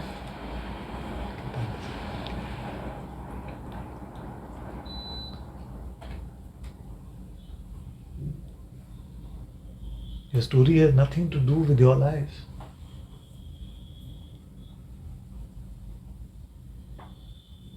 You have no idea about one moment in satsang, and yet after satsang you will have a narrative. Yeah, I went, it's okay, I don't know whether I understood. Yeah. Nothing to do with right now. Or it could be, it was so good, so good. I feel I'll always come. Not even that. Yeah. Not even that. Very shaky. So, it's a new art of living, pranayama.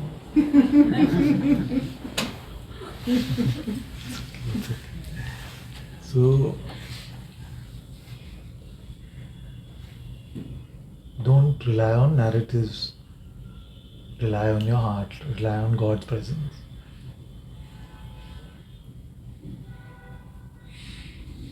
That is the only true intelligence you have. Our conceptual narratives are just storybook ideas we have about ourselves. And that's why nobody ever agrees on those narratives, no? You say, this is one. No. They have their own. No, not like that. All conflict is based on that. Trying to get concurrence in narratives. So then those who agree with the narrative, we say, yes, I like you. Yeah. Then we surround ourselves with those who nobody fully agrees, but sort of on the same page. You see? So then that becomes our echo chamber. You see? So the ego then uses its confirmation bias to convince itself it is so right. You see, because all these people around, and now with the era of social media, you can pick. Say, I like this. So then you feel like, yes, everything is confirming me. So it used to happen a lot earlier. Now I don't give anybody a chance to speak, so that doesn't happen. But earlier when people would come, they would just come for confirmation. Yeah, they just come for confirmation. They just come, and I also notice.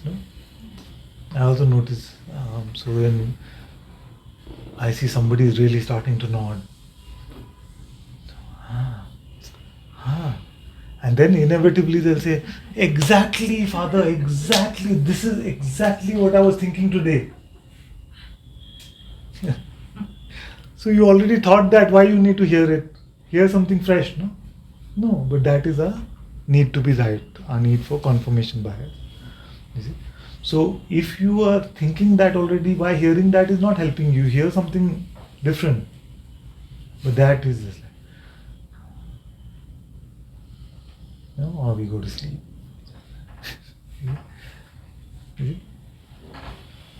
So step out of that. Allow yourself to value opposites equally.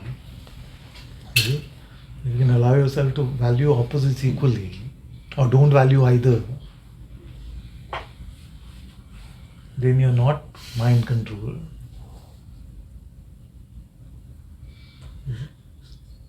And that's how you will solve all the Zen koans.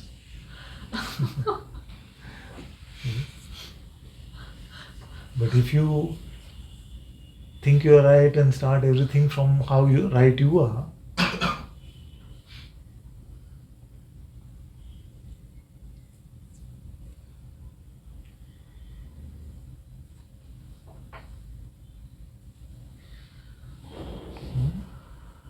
so I've told you all how to live in the way of the heart, which is what through my Master's grace I have discovered in this life. I remember how it is to live in the way of the head. Even a minute of that life seems like such a oppressed kind of life, where the mind's judgments and the mind's motivations and the mind's doership rules everything. Do this, this is right, this is wrong, don't do that, this person is so good, this person is so bad. To live in that kind of war zone, I would not want to wish that upon an enemy. So if you want to follow this way of the heart, then really you cannot do it unless you're willing to bet this life.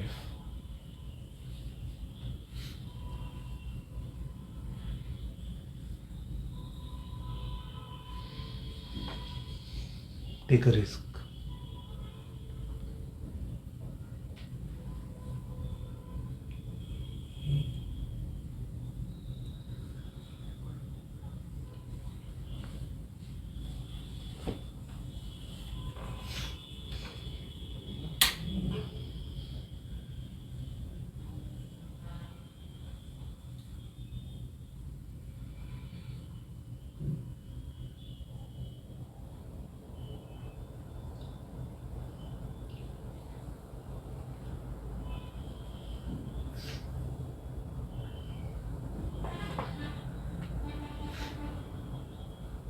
You're being spiritual when you're living in God's light, in God's presence.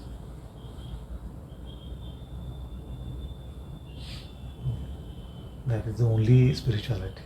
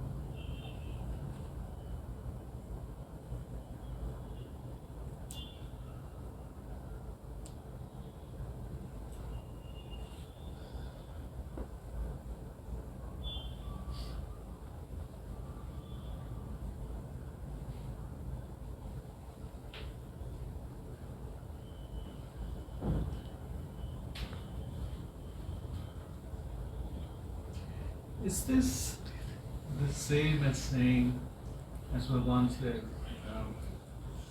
everything is destined and come what may, try, whatever is to happen will happen, whatever is not to happen will not happen, come what may, try.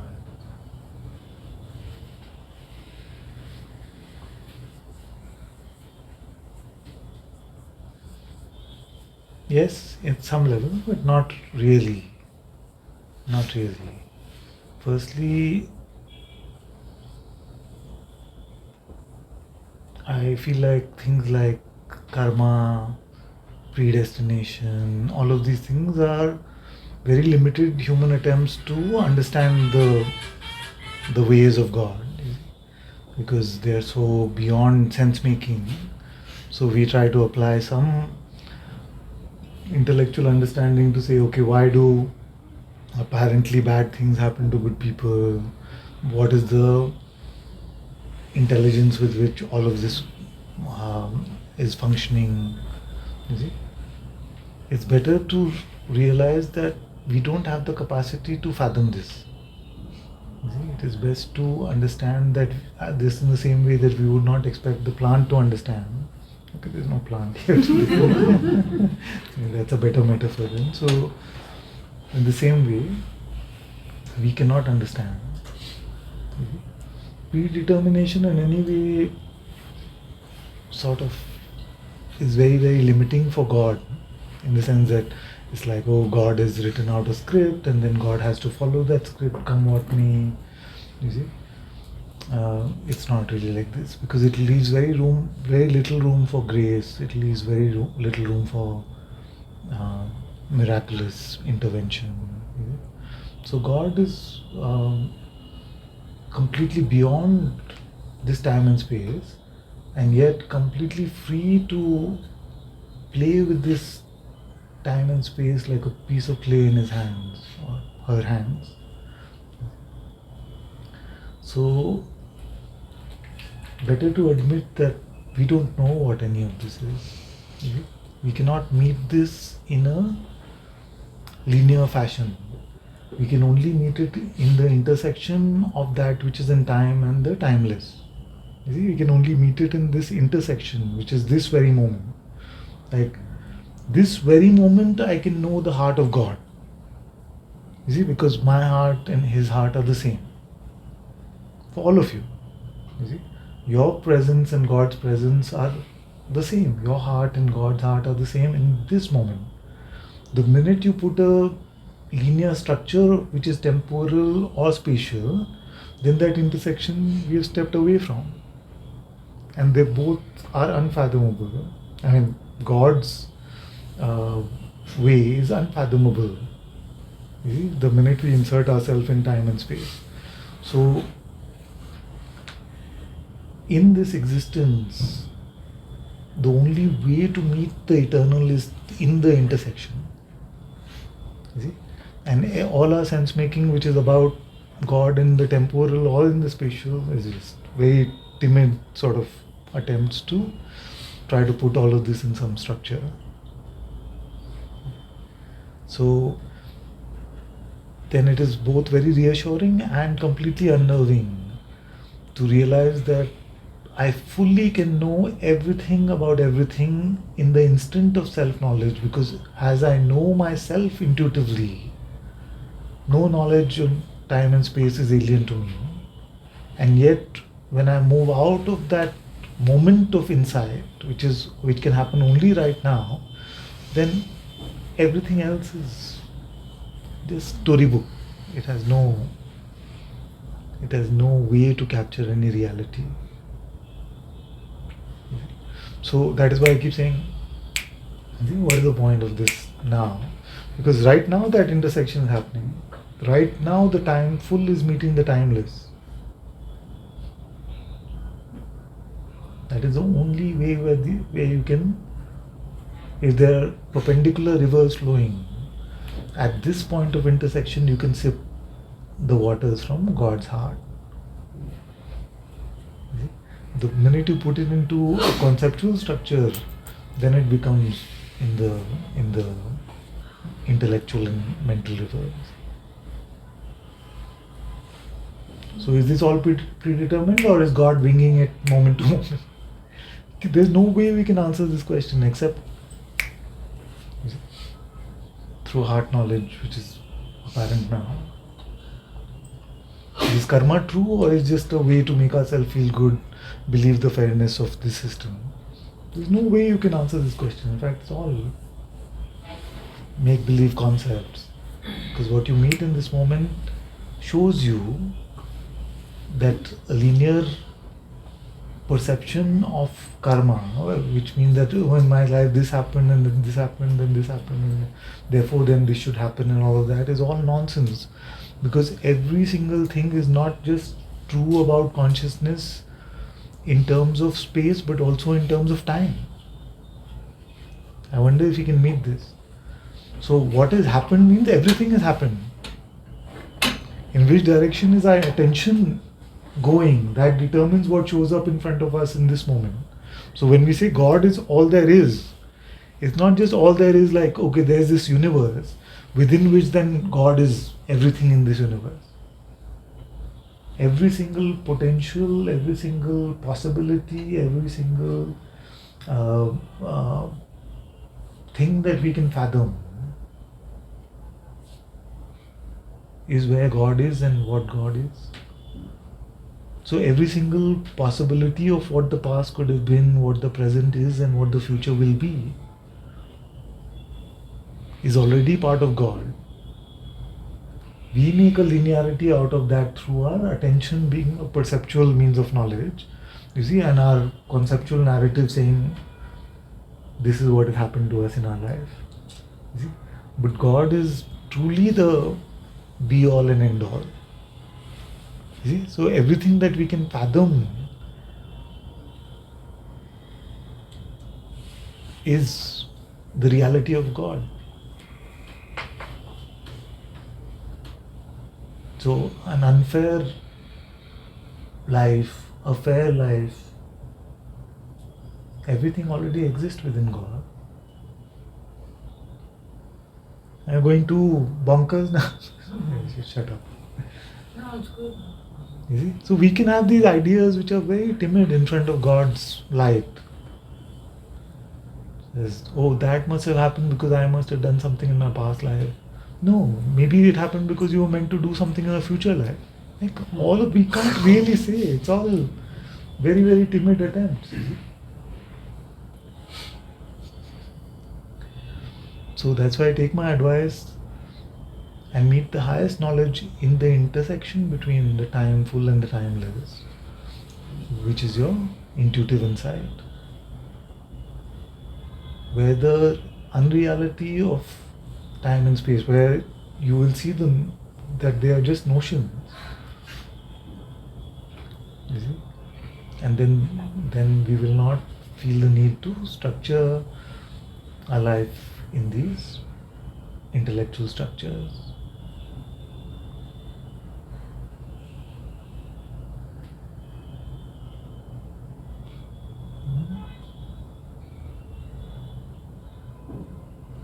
And we can come to a supreme humility which helps us in this way. You see? Because sometimes our arrogance as humanity, we have this arrogance that we can understand. You see? But we never try to explain it to our pets. You see? What is that about? We feel like we have been blessed with an intellect which can fathom. And that's why we did this experiment. Can you fathom what this moment is? What is this?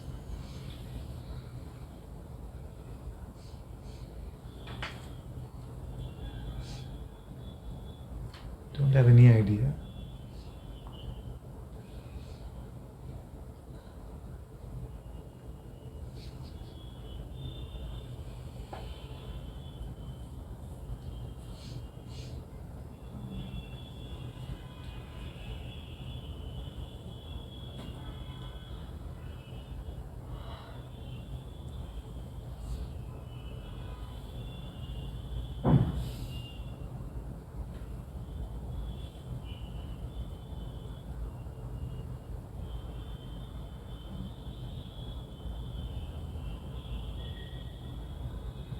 See, it's not possible in this world through worldly means to meet something which is out of this world.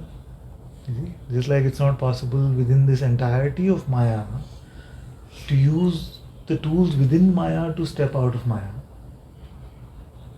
Everything within Maya is meant to perpetuate Maya. You see?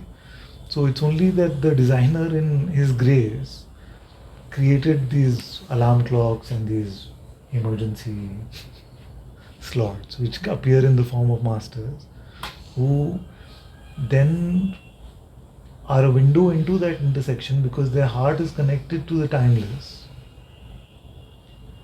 and they allow their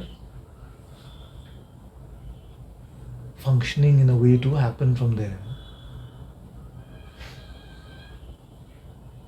You see? So therefore the presence of the master is very valuable because without that there is no escape route to be found. Everything we find in Maya only leads to more Maya. And leads to more Maya. more Maya and more Maya. So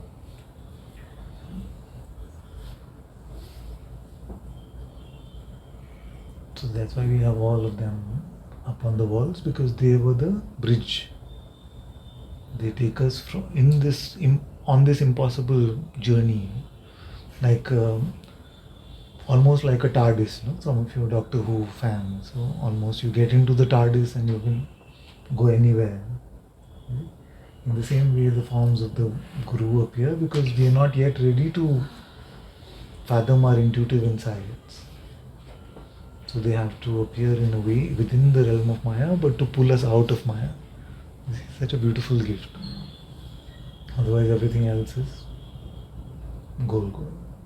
So Father, you pull us out of Maya. That's the whole idea, my dear. You follow what I'm saying.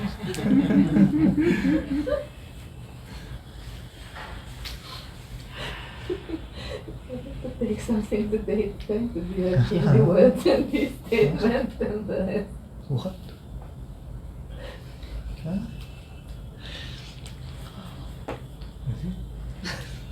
So, in God's grace, the forms of the Master show up for us, but consciousness plays in this way.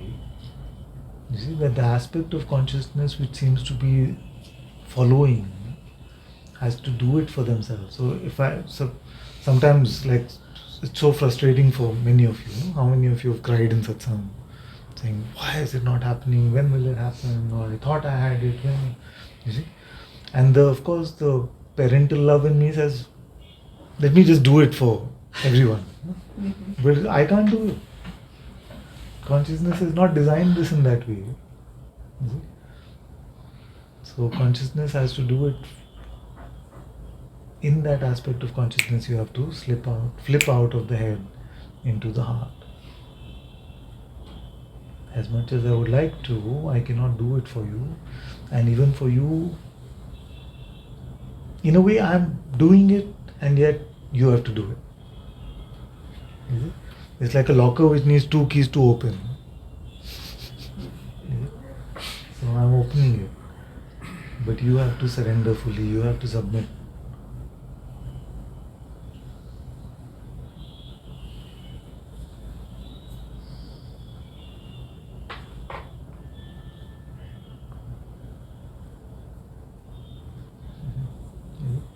Like Nataraj, you know, some of you know Nataraj in the Sangha.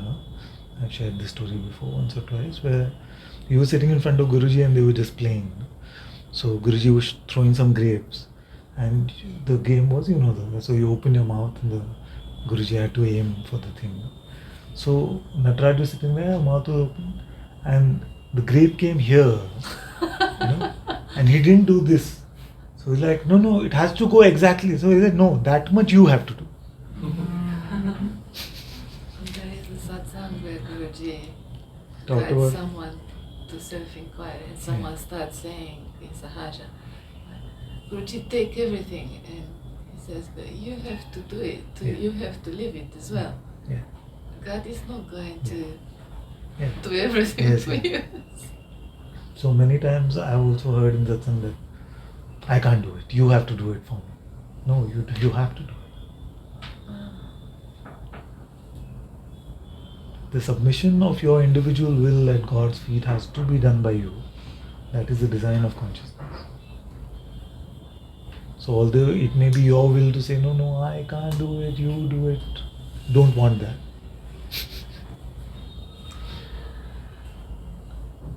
Am I finding an escape between the two of you? Yeah, that's all complete nonsense. I don't know if it's complete nonsense, because in It is Sahaja, complete nonsense. I almost left Sahaja with the idea in my head that I'm just coming to India.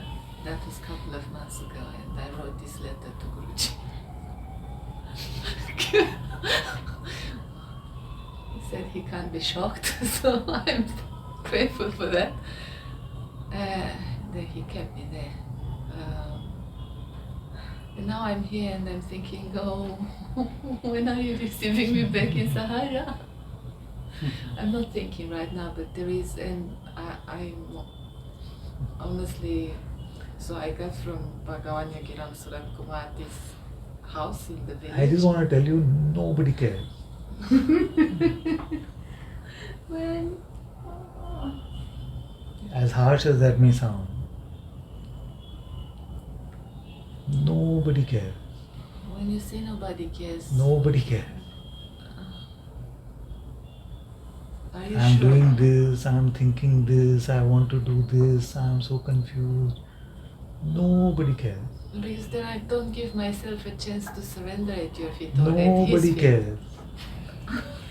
By yourself for surrender, so Nobody cares. I don't understand. Exactly. This me will not stop till you don't realize that the nobody cares about the false one. I did this, I have to pick which is, am I in the wrong way, am I in the right way? Nobody cares.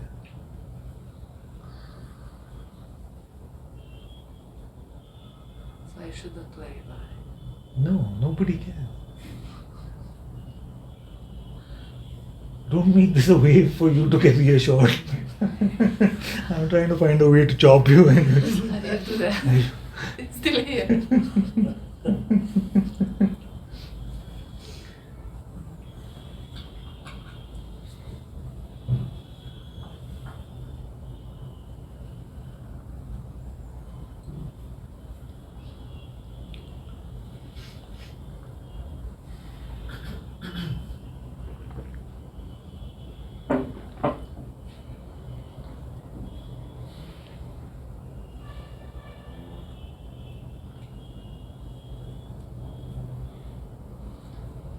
How much value do you think I give to your thoughts?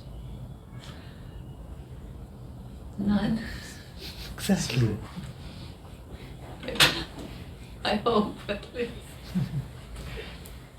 Exactly. You would not come here if I valued your thoughts.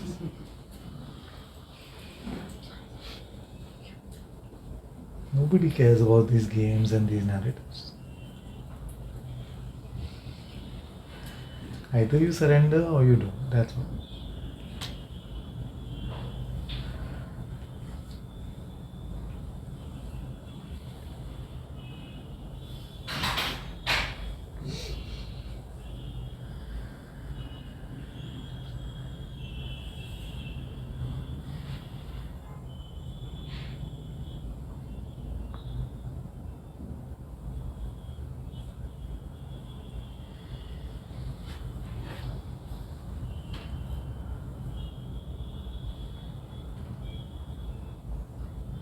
If you don't spot the slipperiness of this ego, this mind, so far, this is showing you.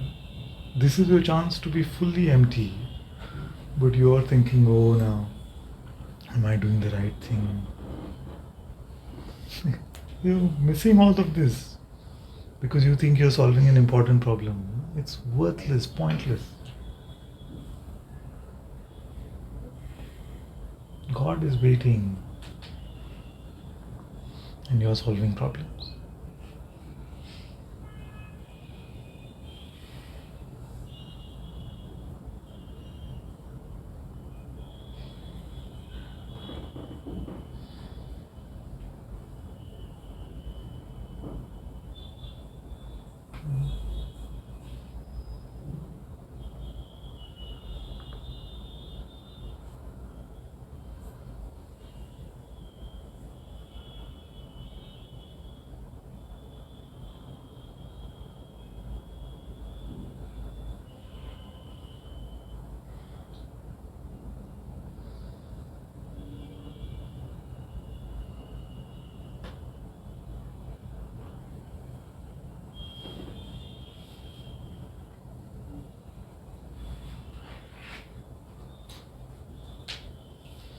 In fact, this is exactly what we were saying, that you may hear this because it's coming from me, but if a friend told us like that, like, I don't like you, because you are not confirming my belief system, my thought. We surround ourselves with people that we can get concurrence on our false narratives for. One moment of life we cannot decipher, and we want to decide who is our true master. We cannot pick between two apples, which is better and which is worse, but we want to decide, who is really my master? Am I doing the right thing or the wrong thing? With what will you decide? What power do you have? Your intellect can decide. Your intellect will want to run. That's all. What can decide? I don't want to decide. And in this false decision making, you're missing both.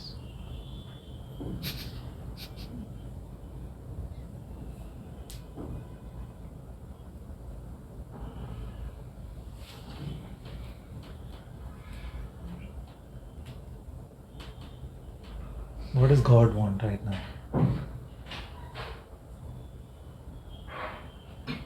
Your will may be to try and understand what is God's will.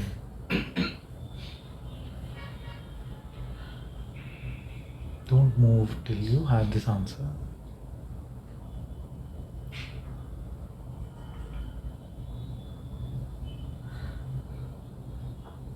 In life, don't move till you have this answer. Or allow everything to unfold organically through the presence directly. All of you have a sense of what I'm saying with that? At least those who have followed for some time. Those who are new can keep asking whatever is confusing. Allow it to unfold directly in God's light without mental contamination, or wait for the guidance to be apparent. But don't go running to the mind.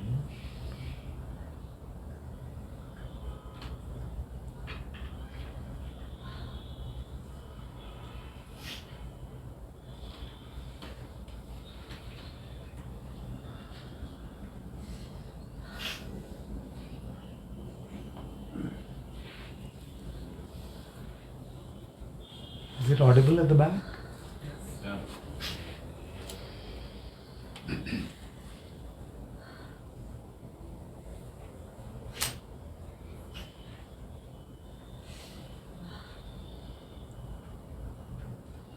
So spirituality is really nothing but getting over yourself. You just get over yourself.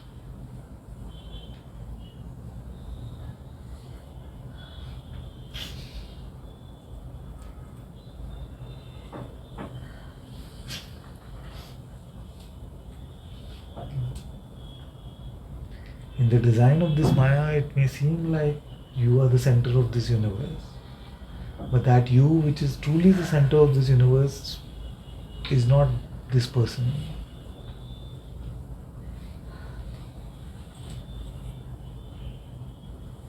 And the best thing we can do with the person is to surrender it at God's feet.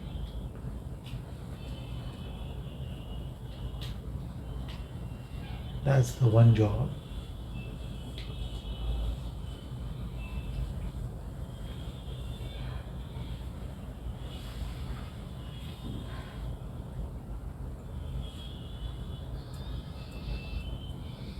Otherwise, this me infection is not going to get cured.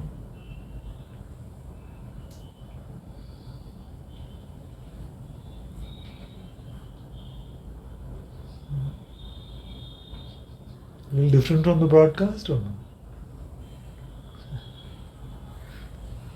Actually, my expression has changed also in the last few months.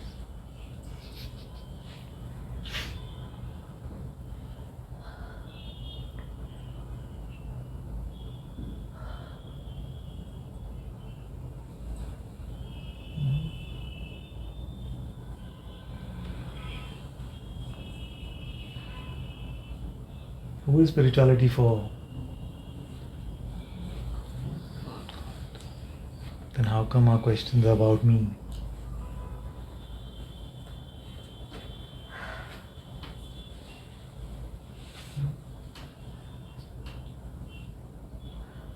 This is the me that is burning in the fire that I am setting up. Every day my job is to collect this wood and set it on fire so that the me can get burnt in that. That is my true, maybe my only use as a master.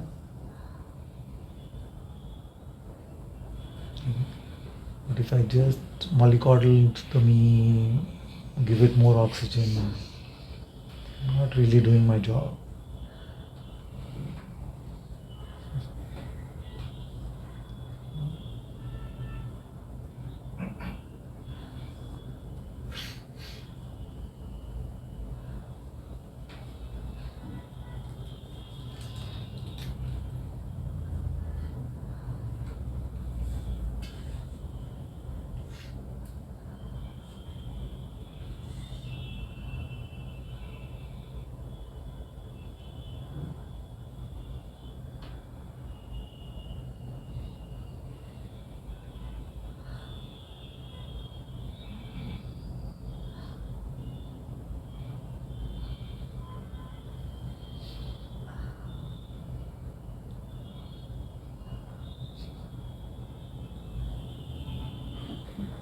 Something beautiful I've been saying, no? That I read from Kierkegaard, where he's saying to love is to bring our brother or sister to God, is to love. No? But we also sometimes have to accept that in return for our love we will be hated. That's okay. That could be, yes. That's okay. Sometimes we shy away from the love of pointing to reality because we are scared of the hate that may come from I don't want to embarrass discomfort. someone. It's okay.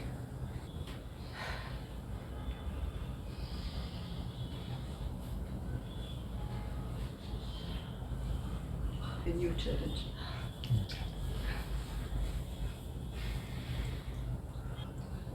But Father, I feel one thing you said today that, like you said, your expression has changed in the past few months, which I also felt, Father. Like for example, these days you're not even talking so much about awareness, consciousness, you're just talking about God. Yeah.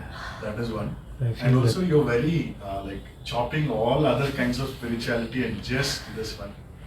And not giving any credence to the non-existent self. So I feel these 3 points have become the centerfold of your expression. I feel like the insight seems so palpable for most of you. Where initially when I would say, are you aware now? How do you know? Those questions were very frustrating to all of you. You said, I don't know, tell us, all of these things. Now it seems most of you don't have any difficulty or resistance to just looking that directly. You see, that directly, non-perceptually. So that itself is a great blessing, but I see your hiding points now are behind like Advaita itself. Behind the words of spirituality itself. So that also needs some. Isn't it? I feel like the expression changes along with the tempo of the Sangha also.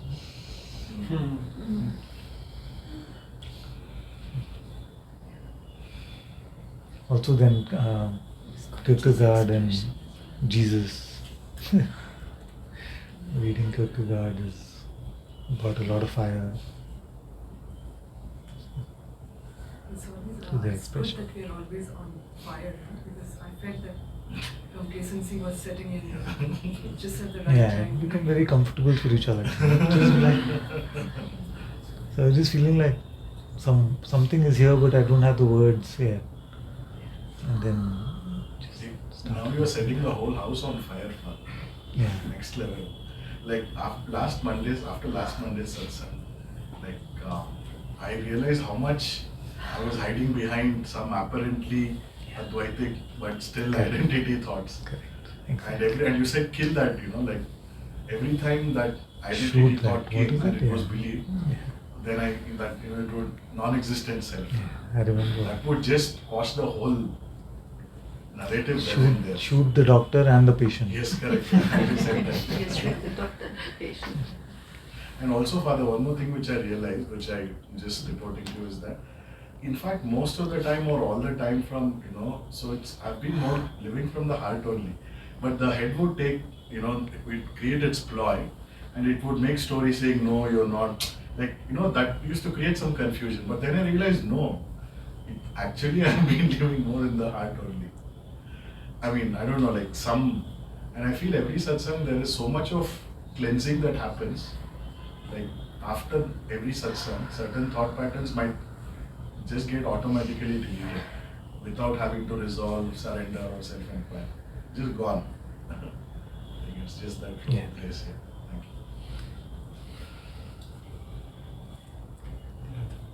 And first you said that, what if anyone gets that you're not, but you feel that you are the space, but everything, you're just nothing, but can you accept that? And it was a big explosion, but it was very, very good because let's see, it's okay. It will be okay, but it brought me such a humbleness that if God wants, why not? Why not? Very good, very good. Because our attachment is to spirituality now. And if you end up becoming a loser in spirituality, then that is what the ego will hate the most.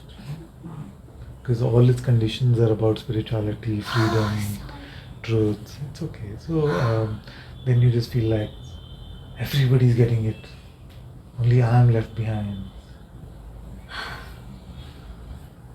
Can we accept that also as God's will, if it was to be?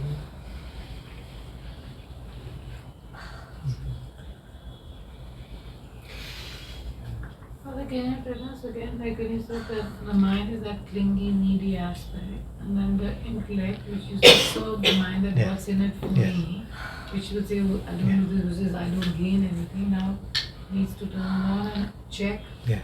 Is You sort of turned it around, no? Because many times you will notice yourself that when you're like, I want this, then something will come as a reminder, but who wants this? So that is your intellect which has now been trained by satsang to turn the other way. Like it's not about you.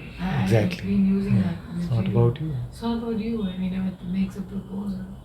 It's like nobody cares. Huh? Nobody cares. Yeah.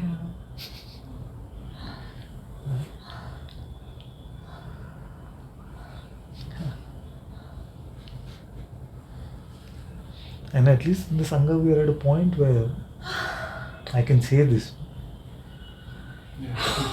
Like I can say nobody cares about you and you hear it from the heart instead of like, oh.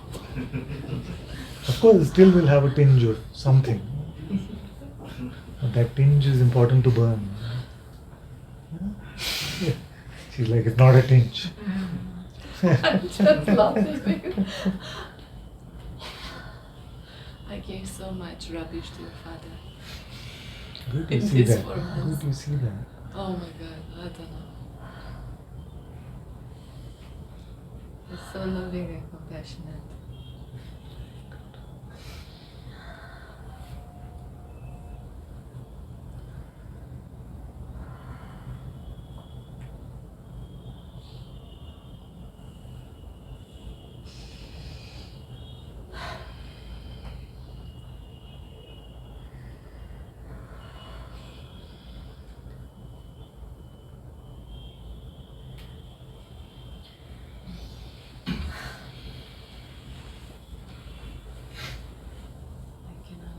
He forgives and forgets.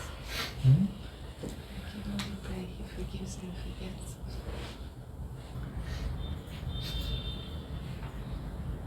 Father, you said in the Satsang to give your life, to give my life. I offer up everything, I offer my life, but also my mind and my heart.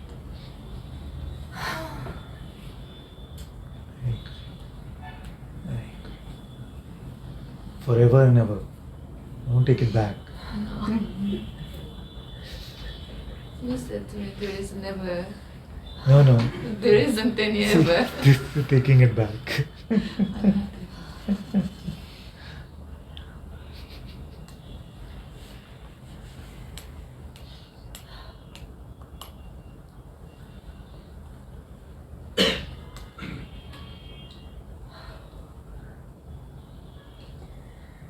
Papaji has this story in his book that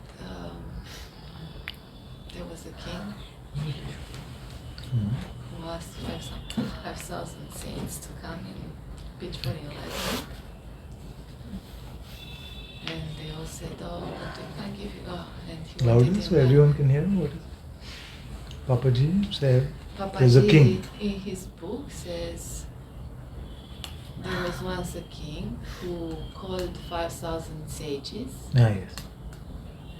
And he said, I want enlightenment by the time I mount this horse. And I give you half of my kingdom, so much money. And the sages started to look to each other and they said, oh, but we can't give you that, we are still working on it. And then this sage with hedgeback and like not such a nice appearance comes and he says, I can offer that to you, but you have to give me something back. And the king says, I give you my kingdom or half of my kingdom and this much money. And the sage says, but that doesn't belong to you, you inherited it. Then he says, oh, I give you my wife, but that doesn't belong to you either, because it belongs to God. Give me something that belongs to you. And then the king says, oh, I give you my mind. And the sage is happy and says, yeah, that belongs to you, you can give that. And then the king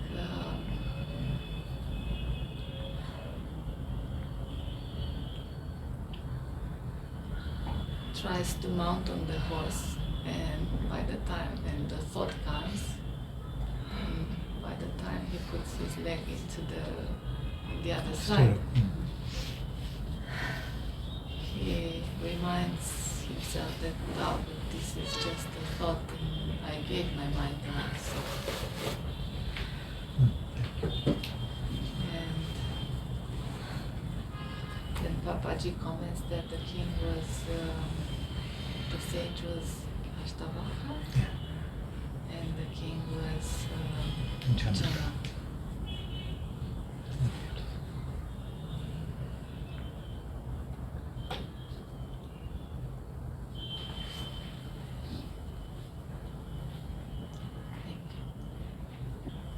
The burning is a part of it. Cannot escape.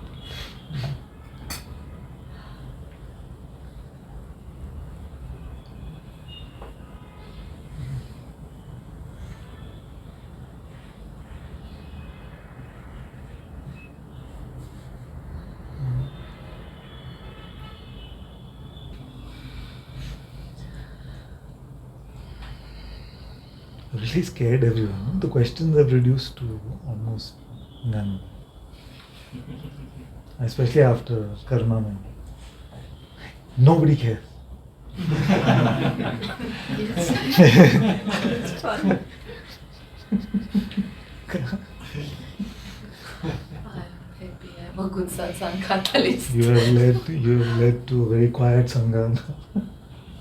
I'm trying to make some light conversation.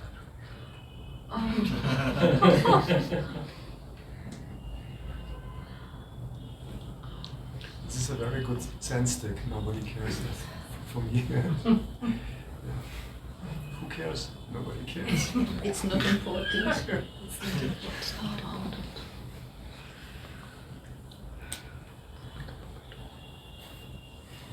It's freezing when I came in. Because of the light conversation. Huh?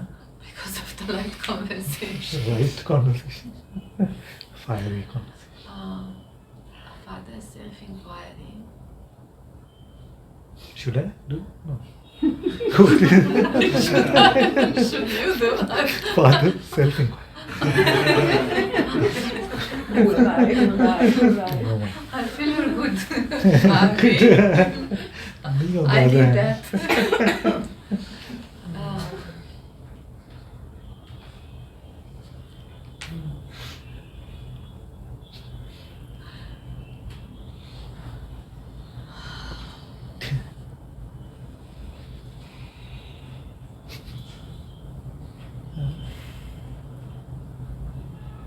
etc.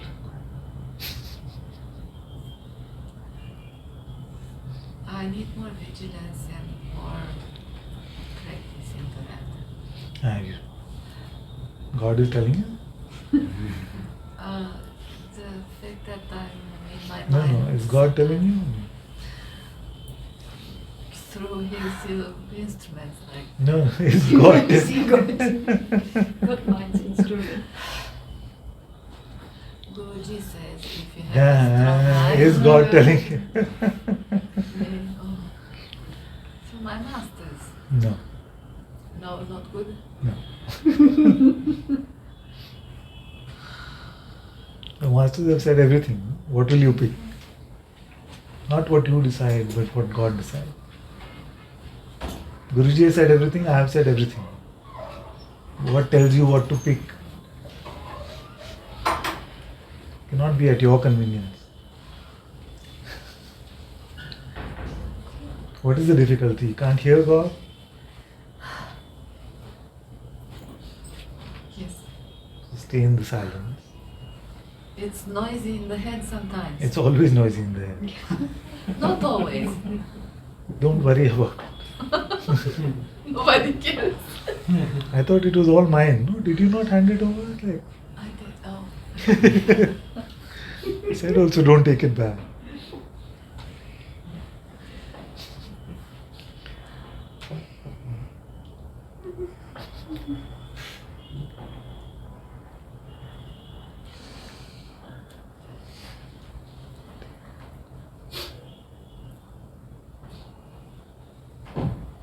This is my Zen stick.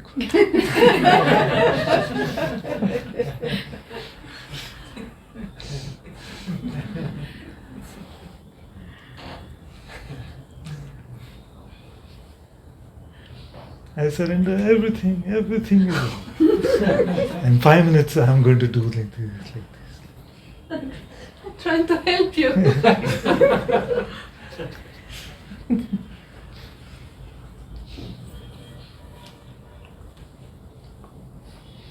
It can seem very difficult to not conclude, to not decide, not say this is my plan of action now, I need to inquire more. How do you know?